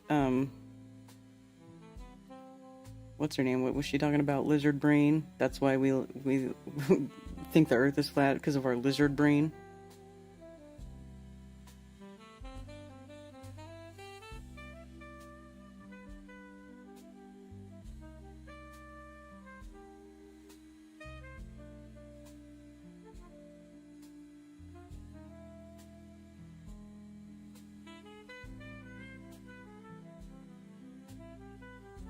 The major German and American brands Porsche, Mercedes, Ford, and Stellantis are backtracking and ending the life of the internal combustion engine beyond 2035. What?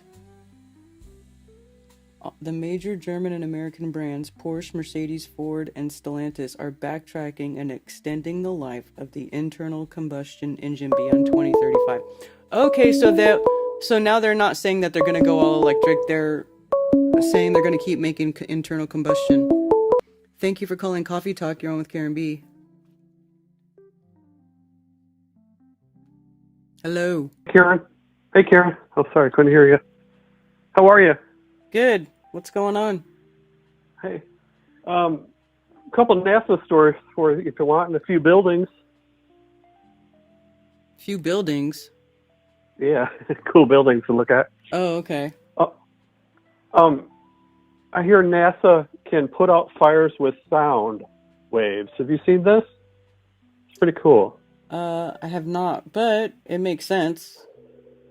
Yeah, deep-based frequencies too low for the human ears to hear to shake the fire apart. There's videos of it and stuff too. It's pretty cool. Maybe they can shake out some of these forest fires. They'll never use it for that. And I wonder how loud it would have to be and how long it would have to be on to shake out big fires. But Anyway, I thought that was kind of cool. Well, I don't know if it's effective on big fires. A real quick search says it's particularly effective on small fires. Oh, okay. Yeah. Yeah, it was just, I only saw them put out a small fire. But, my mind goes to bigger things. Mm-hmm. Use it for, catastrophes and stuff. Interesting. That probably affect humans, too. And this is a strange story, but I thought it was funny. Intercontinental ballistic missiles. They were talking about AI, being able to fire off all the nukes and kill us all. Artificial intelligence. She said we don't have to worry about that because they're analog. And on the missile, a little window opens, and they call it the star window. And the missiles are guided by looking at the stars. The nuclear missiles? Yeah. Isn't that stupid? I think they're fake, and the whole mutual assured destruction and all that. It's just to keep us in fear. Mm-hmm. But I can't imagine they get above the clouds during the day or at night, and then they're looking at the stars to navigate to hit their target. That just seems silly to me. Wonder what your thoughts were on that. It was a lady on Sean Ryan, a lady who talks to Deep State. She interviews them, and they said you don't have to worry about AI taking over intercontinental nukes because they're analog. I remember on 60 Minutes a long time ago, they're still using floppy disks, like record size floppy disks in those what do you call them? Like little bunkers where the missiles come out of the ground. Mm-hmm. Yeah. So they're so old now anyway. They probably should just decommission them all.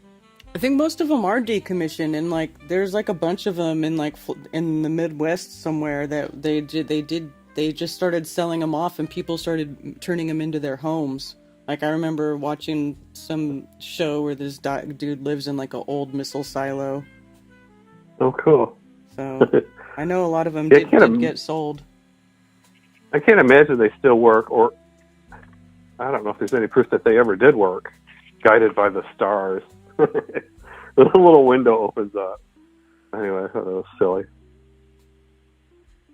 And have you ever heard of Stanley Meyer? No. He supposedly created a water fuel cell. It died in the 1980s. It was poisoned, apparently, by some Bulgarian investors at a Cracker Barrel.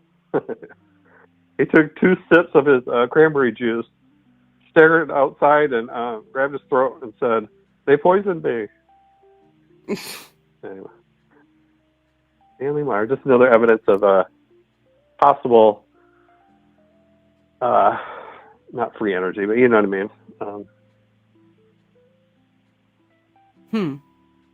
So that was interesting. A couple buildings, if you want, I'll let you go too. All right. I wouldn't say impossibly built because you'll get bad, but really built in some crazy places in 2 years. This was the Liechtenstein Castle in Germany, on top of a mountain. I think that one was. It was built in 1840, finished in 1842. 2 years.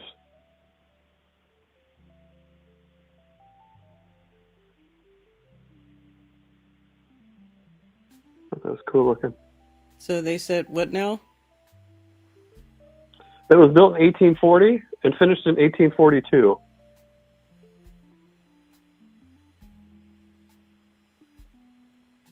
Oh, but they expanded it in the 1600s too, according to Sheeplepedia. Sheeplepedia? Yeah. That's kind of cool looking, huh? Built in the 12th century, the tower stands on a piece of ground that is 12 by 13 meters. The original entrance lay at the court side of the height of 11 meters. The princely family of Liechtenstein acquired Vaduz Castle in 1712 when it purchased the countship of Vaduz. At this time, Charles, Holy Roman Emperor, combined the countship with the lordship, blah blah blah.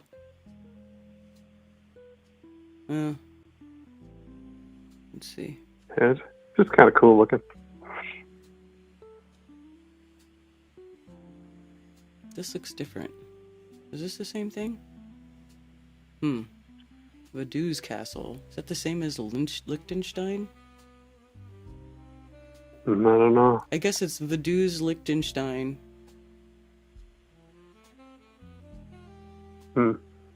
No, Liechtenstein Castle and... Oh, here, this is a different one. Here we go. This is a different one. Sorry, I was looking at the wrong one. Oh, no worries. You know, I pause your stream. I can't see what you're seeing. Well, this says the old castle was destroyed twice, once during the Imperial Civil War in 1311 and again by the citizens of Reutlingen sometime between 1377 and 1381. A new castle was built in 1390 from the ruins of the old one. Oh, cool. I just love them old buildings and trying to but just wondering how they built them. And it's such crazy places, you know what I mean? Like, really cool, though. Isn't that one on top of the mountain, right? Yeah.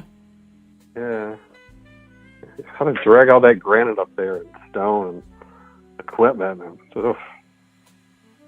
just like that Brooklyn Bridge we talked about that one time. Crazy. And I've got a couple more too if you want to. What's a good one? The Clock Castle in Sweden. What is it? The Clock Castle.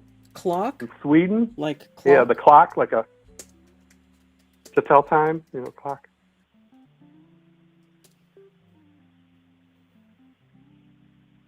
Okay. I don't know. I looked at these weeks ago. Oh, now I'm caught up on this stream. I see what you're Well, this looking one at. doesn't look so crazy. If I'm looking at the right one. I don't know. I can't tell if it's the right one. There's it's showing me different things. Clock at Castle, Hovdala, Sweden? Yeah. No. I think the one on the water. I don't know.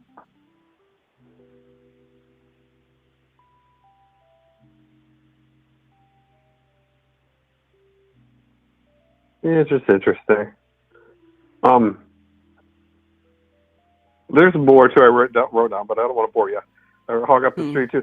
Just your thoughts on, have you ever looked into red mercury? Do you think it's real or fake? I don't... Wikipedia will say it's, a false. This is not real. Yeah. Garlic repels it and gold attracts it, and you can't see it in a mirror. Yeah, I don't know if I believe that. I don't either. It's fascinating, though, and they related it to a story about a Japanese emperor that he has a tomb where he's buried, and it's surrounded by mercury, and they're waiting for the technology to go down and excavate it. They can't get to him. I thought that was fascinating. And Mercury and Stargate is another thing. Anyway, I'm getting off too far. But yeah, red mercury. You think it's fake, huh? Well, okay. See, this thing says any red-colored mercury compound originating in Russia, and I remember years ago seeing that there was something about red mercury, and you could get it from Russia. Yeah, it's but I don't know. Nuclear plants too. Somehow nukes are involved with the red mercury. I forget how. I mean, I know you get mercury from cinnabar, which is a red mineral.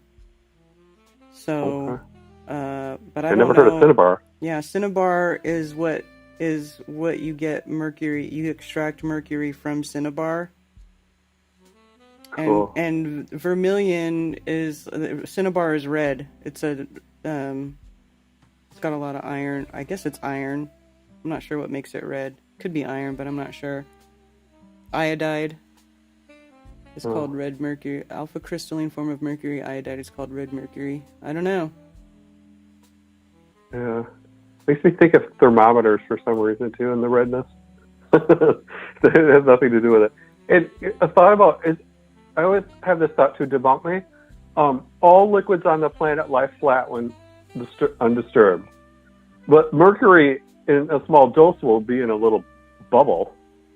Yeah, You know but what I mean? that's It's really, that's because of the surface tension of the substance, though. You know, like yeah. water will be a bubble too, but when it gets above a certain amount, then it can't hold the surface tension anymore. It starts to spread out. You're right. So mercury spread out would be flat as well. Yes, kind of like Okay, always. yeah. Like, have you ever like that video from Cody's lab where he floats the anvil in a tub of mercury? Oh, I've never seen that. Yeah, just anvil floats in mercury, and it'll be So like, can you think of any liquid that doesn't lie flat on this planet? I can't think of one. The only thing with no. small doses of mercury. Another flat Earth proof. All liquids. Yeah, mercury I know is a liquid crystal. It's considered a liquid crystal, just like water. Water and mercury are the two liquid crystals. Oh, awesome. Crystals. I know you love them. You know, this I wasn't going to bring up, but Redacted did, I had a lady on there about teeth, and she brought up they were crystals, and she, back to teeth talk. So I said tooth talk, but I call him. But they were like eggshells, and it was a very fascinating interview. If you ever, we talked about teeth before. That then she brought up that they were crystals in the mouth. I know we spoke about that before. Anyway, I thought about you the other day when I was watching that video with her. I didn't agree with everything she was talking about teeth, but she had a lot of good points. Anyway, that's all I had, Karen. All right, cool. Always good talking to you. Yeah, thanks for calling. All right, you have a great day. Bye, you too. I've heard you explain on the show before the polarization of light. Can you please talk about the speed of light and how we know that light itself cannot travel in infinite distances? Well, that's called the inverse square law. Just the inverse square law. It's, here.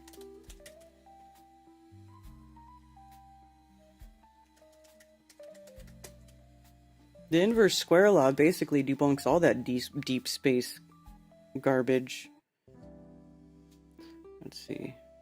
Here we go. Bob Nodell. All right, so the inverse square law, let me tell you what it is, a little bit about it. And the concept of it is that when you have a point source light, or actually almost any light source for that matter, when it's shining out, like these spotlights, for example, you have a very high intensity, at a very close distance. But as you get further and further and further away from it, it actually starts decreasing in intensity. So the Wikipedia definition is the inverse square law in physics is any physical law stating that a specified physical quantity or intensity is inversely proportional to the square of the distance from the source of that physical quantity. Fundamental cause for this can be understood as geometric dilution corresponding to point source radiation in three-dimensional space. Now that's just kind of a technical description, but when we look at this, you have a point source, and then say you have a meter away and you have 1 meter, that is giving you a certain intensity at 1 meter away. But then when you double that distance, you can see that you have to square that, so now you have that same light intensity that has to cover 4 times that area.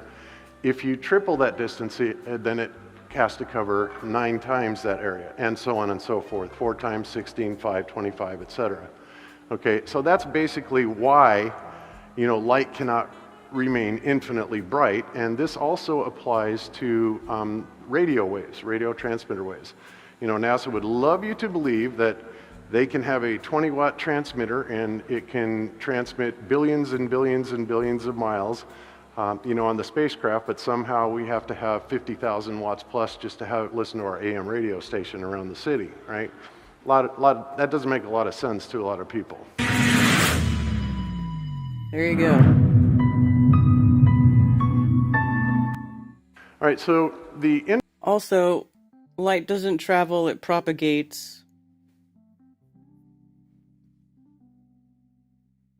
Land of Kim has lots of information. I like that channel, Land of Kim. I like the way he researches the pyramids. I have to say, I like that channel too.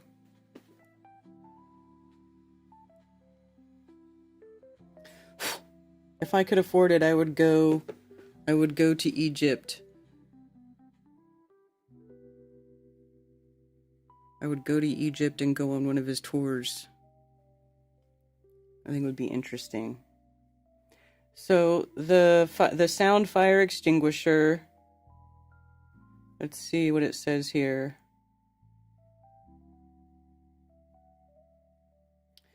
Two engineering students invented a new generation fire extinguisher that puts out flames by playing heavy bass. And now we don't have to rely on water or chemicals anymore. It might sound like an amazing party toy, but this sonic fire extinguisher actually can put out a fire with sound waves sped through a mobile subwoofer gun. The tech was so genius that the project soon went viral and the duo started appearing on local TV and other media. Based on the idea of quenching fires with heavy bass sound, two engineering students from George Mason University in Virginia developed an unusual fire extinguisher.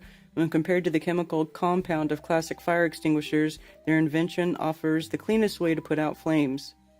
After an extensive period of research and prototyping, two final-year undergraduate engineering students, Seth Robertson and Viet Tran, came up with a nearly non-destructive way to control fires.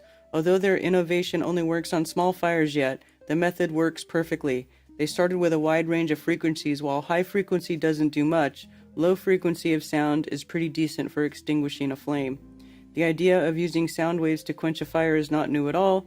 U.S. Defense Advanced Research Projects Agency, DARPA, has tested the idea before. However, Tran and Robertson are the first ones who have turned the principle into a practical device. How can sound waves put out a fire? Some of you might be familiar with experiencing dub music not only with your ears but also with your body. For those who are into deep bass sounds would know, if your chest ain't rattling, it's not happening, right? That is basically how the innovation of these young engineers works, just with a little bit of difference. The portable gadget they have designed focuses the sound waves in a specific direction instead of spreading them. Above all, sound waves have the ability to manipulate both oxygen and burning material. If these two get separated, the fire dies away. In other words, a sound wave is a type of pressure wave.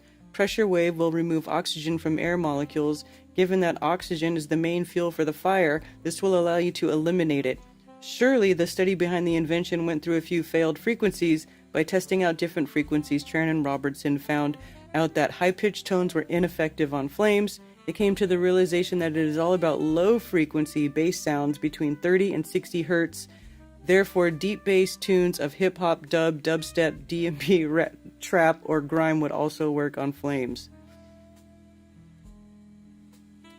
Although I did see something here that it said it could also... The wave extinguisher is a device that uses acoustic waves to suppress a flame or fire. Traditional fire extinguishers have proven to be successful at extinguishing flames but risk damaging equipment and personal health.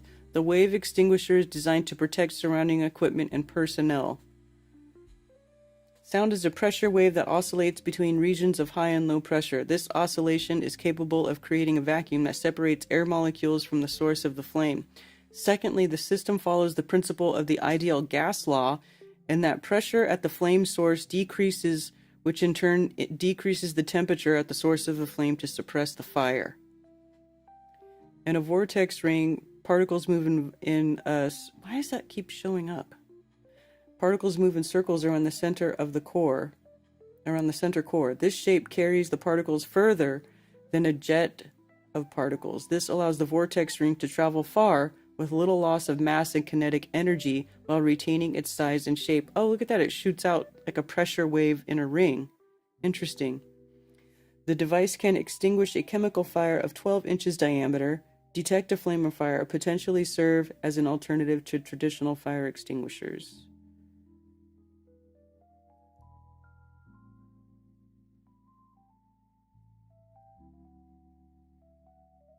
So there's a frequency generator, an audio amplifier, and a subwoofer, and then the sound coming out of the subwoofer goes through a collimator, which is like what focuses a beam or a wave, an energy wave, and then a vortex nozzle to create that vortex shape, I'm guessing, as it pumps out the subwoofer sound. Interesting.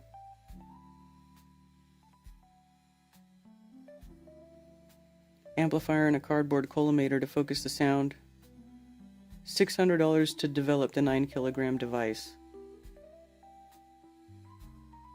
Interesting. There are probably ways that they could make it, more efficient looking. Interesting though. DJ Curious, hey, what's up?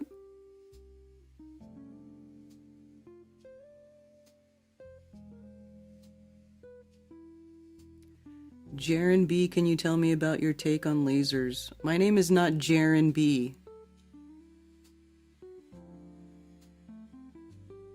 Similar can be done with microwave and can set fire to distance without flames. Yes. Yeah, I've watched those tubers do that. Those people that cut up and hack up microwaves and start making weird weapons with them. Friar Chuck's gonna roll on with a light show and drum and bass on the subs. Oh, that's hilarious.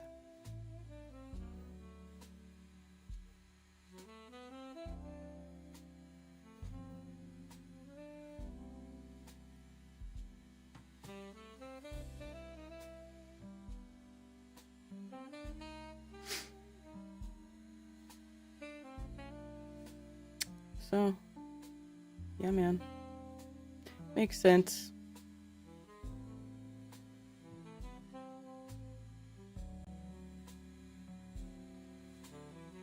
Do you still use the FE Festival's Proton Mail? I got your email, DJ. Yes, I got your email. I actually mentioned it earlier.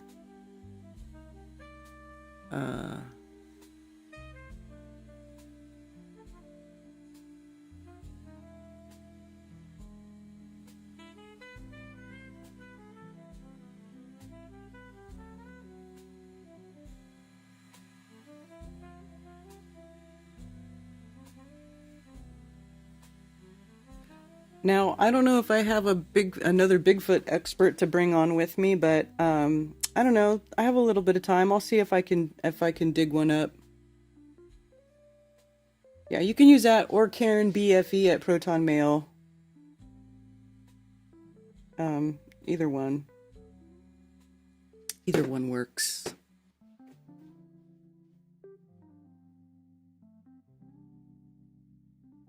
I mean, why would you even call me Jaren B? Is that a typo or are you being a butthole?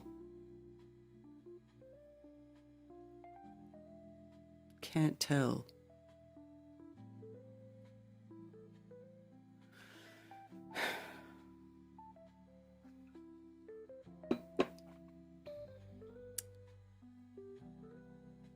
So what's up? Anything else? Anything else? Is it time to wrap it up?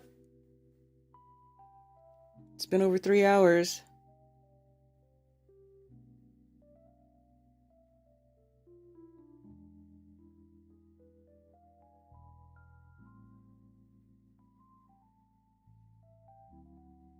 Donald Trump. Oh, this is another thing, you guys. Have you seen all this talk about Donald Trump doing a third term? And people are talking about it like it seriously could happen.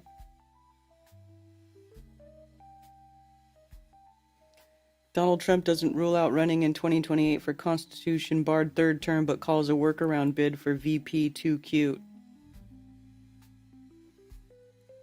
Donald Trump again addressed the idea that he would run for president in 2028, even though the 22nd Amendment of the Constitution prohibits anyone from being elected to the White House more than twice. This hasn't stopped Trump from brandishing Trump 2028 merchandise or his former chief strategist Steve Bannon from insisting that there's a plan for him to remain as president. I'm not ruling it out. You will have to tell me, Trump told reporters Monday as he was traveling to Japan. One theory that has been floated is that Trump could run for vice president with J.D. Vance at the top of the ticket, then Vance could resign and Trump could assume office again. but the 12th Amendment states that no person constitutionally ineligible to the office of president shall be eligible to that of vice president of the United States. The theory is that Trump would only be bound by the eligibility in place in 1804 when the 12th Amendment was ratified. Trump claimed that he would be allowed to run for vice president, but said, "I think that the people wouldn't like that because it's too cute. It wouldn't be right." Too cute. The 22nd Amendment was ratified in 1951 out of concerns of presidents serving for life following the presidency of Franklin D. Roosevelt, who was elected 4 times. Many Republicans on Capitol Hill recognized this, as Rep. Andy Ogles earlier this year proposed a constitutional amendment that would allow Trump a 3rd term. Amending the Constitution requires a 2/3 vote of Congress and ratification of 38 states. Trump did float a ticket featuring Vance and his Secretary of State Marco Rubio, calling such scenario unstoppable. Whatever.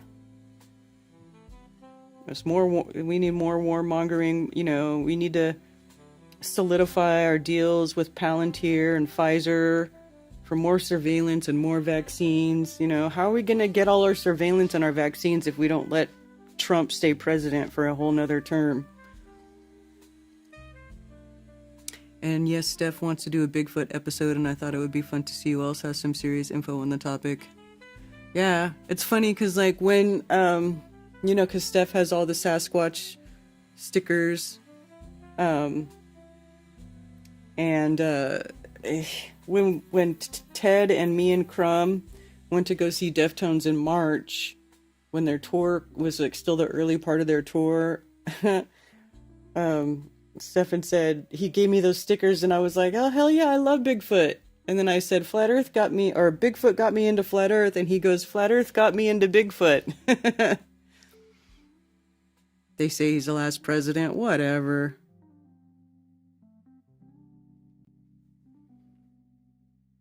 There is a guy who lives in Tennessee who's a Bigfooter that I do want to talk to. So I'll see if I can get in touch with that guy. Walmart to lose $2 billion monthly with SNAP cut off. Many Walmart employees will also be cut off. Oh, right, because everybody goes to Walmart to spend their food stamps.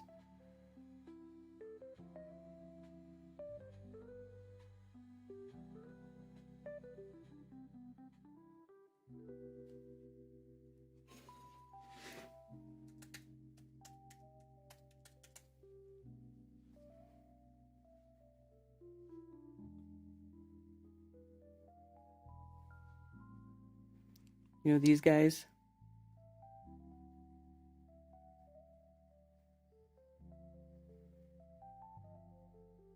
I scanned all of the stickers so I could have them all forever. Because I'm pretty sure I gave this Yankee one to Alex. And then I forget which one you took, Billingtano. Well, I could just look at the picture.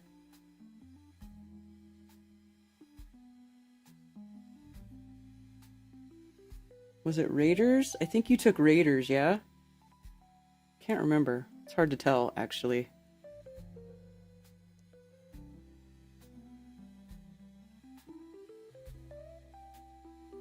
But yeah, I made sure to scan them all before I started giving them away. Because I knew it was kind of silly for me to keep all these. I should share them with people. See, he's got a Prince one. San Pedro, Sac. I put this one on my car. LA. Did I give away the LA one or not? I don't know. I can't remember now. And then this last one too. Yeah, the Strong, we out here. Yeah. There's a Raiders one. Anyway, Steph says this is him as Sasquatch. And he's got his joint there. He's got his blunt. Hard to tell, but the color scheme matches my toolbox, yeah. I think it's Raiders. My measly $20 of food stamps, what will I ever do? I haven't looked into Bigfoot seriously enough. Well, I've been into Bigfoot for most of my life. And after living in North Carolina, moving to the woods and having them like finding out that they're literally everywhere. I could talk about Bigfoot for hours. I have talked about Bigfoot for hours many times before. Me and Brian did a stream when we were still doing Unveiling This Realm called The Ultimate Bigfoot Red Pill. It's on my playlist on my channel. Because I have a Bigfoot playlist on my channel. So if anybody's interested in Bigfoot, actually DJ, you can go to my channel. You can check out my Bigfoot playlist. It has a Bigfoot face on it. Let's see. And if you want to start diving into Bigfoot in preparation for the stream with Stefan, that's a good place to go. Let's see, where is it? This one here, Bigfoot.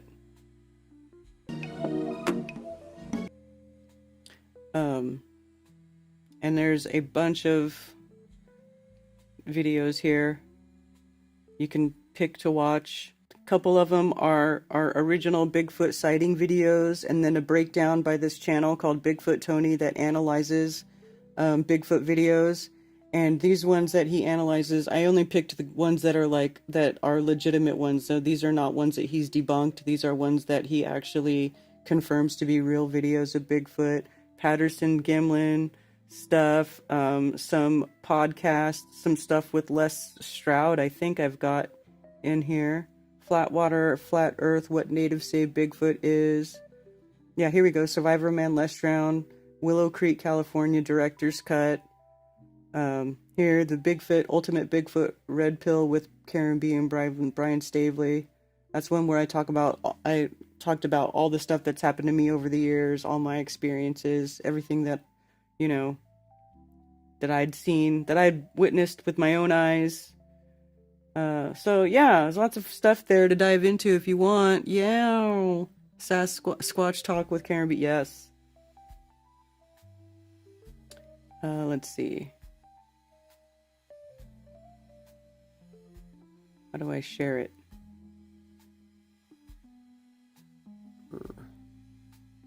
Go back here.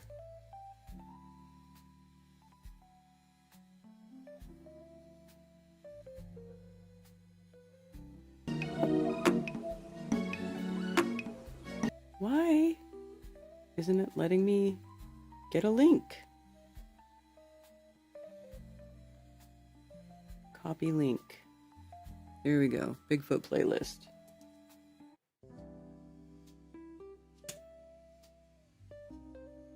Let's see, does that take you to the right place?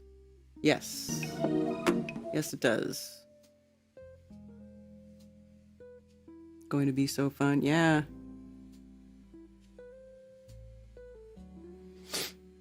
Yeah, man. I've seen Bigfoot. I seen it.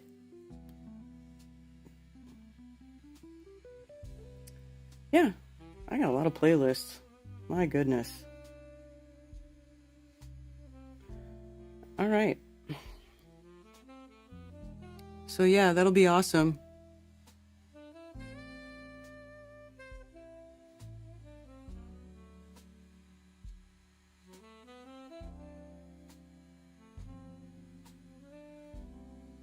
Anything else? Anything else? Ted's home today. Probably gonna wrap it up here pretty quick so I can go hang out with Ted. And we're going to maybe take on the project of, or I don't know if he's done it. I'm laughing. Effie is so fun. Well, when I first got into Flat Earth, I thought I could talk, like, in 2015, and I started talking to them about, I'm like, dude, I bet you I can talk to them about Bigfoot. Nope. I got shut down real quick by Flat Earthers for talking about Bigfoot. I got called a shill and all that garbage. I was like, oh boy. So anyway, it's been an interesting ride for sure, this whole journey, whatever you want to call it.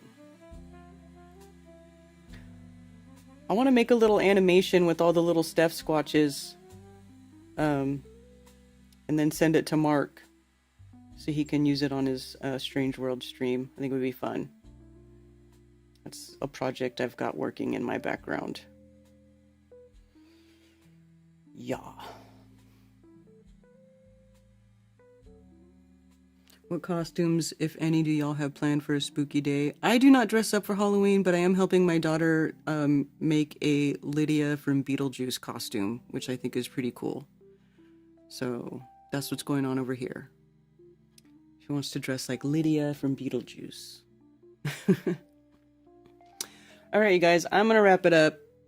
I appreciate you guys being here with me every Moonday morning. It was a pleasure to see you all and to hear from some of you. So I want you all to have a wonderful rest of your day. And, yeah. Sounds far out, but who knows anymore. It'll be fun to dive into. Yeah, it sounds far out, but I'm telling you, Sasquatch is real. 100% real. I don't care what anybody says. I feel the same way about Squatch as I do about Flat Earth. I know the Earth is flat, and I know Sasquatch is real. Do with that whatever you think. However you feel about that, whatever. But that's my stance, is that both of those things are 100% true. Anyway, I'll see you all next time. Have a wonderful rest of your day. Peace.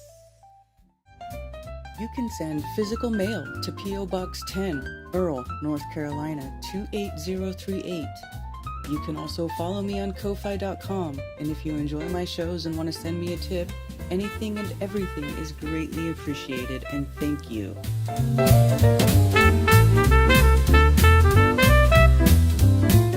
And it's official. Flat Earth Festivals has been retired. It was great fun while it lasted, and I hope you all cherish the memories we made at Flattoberfest as much as I do, and it was a pleasure to watch so many online friendships become in real life friendships over the years. Thank you so much, and I'll see you next time.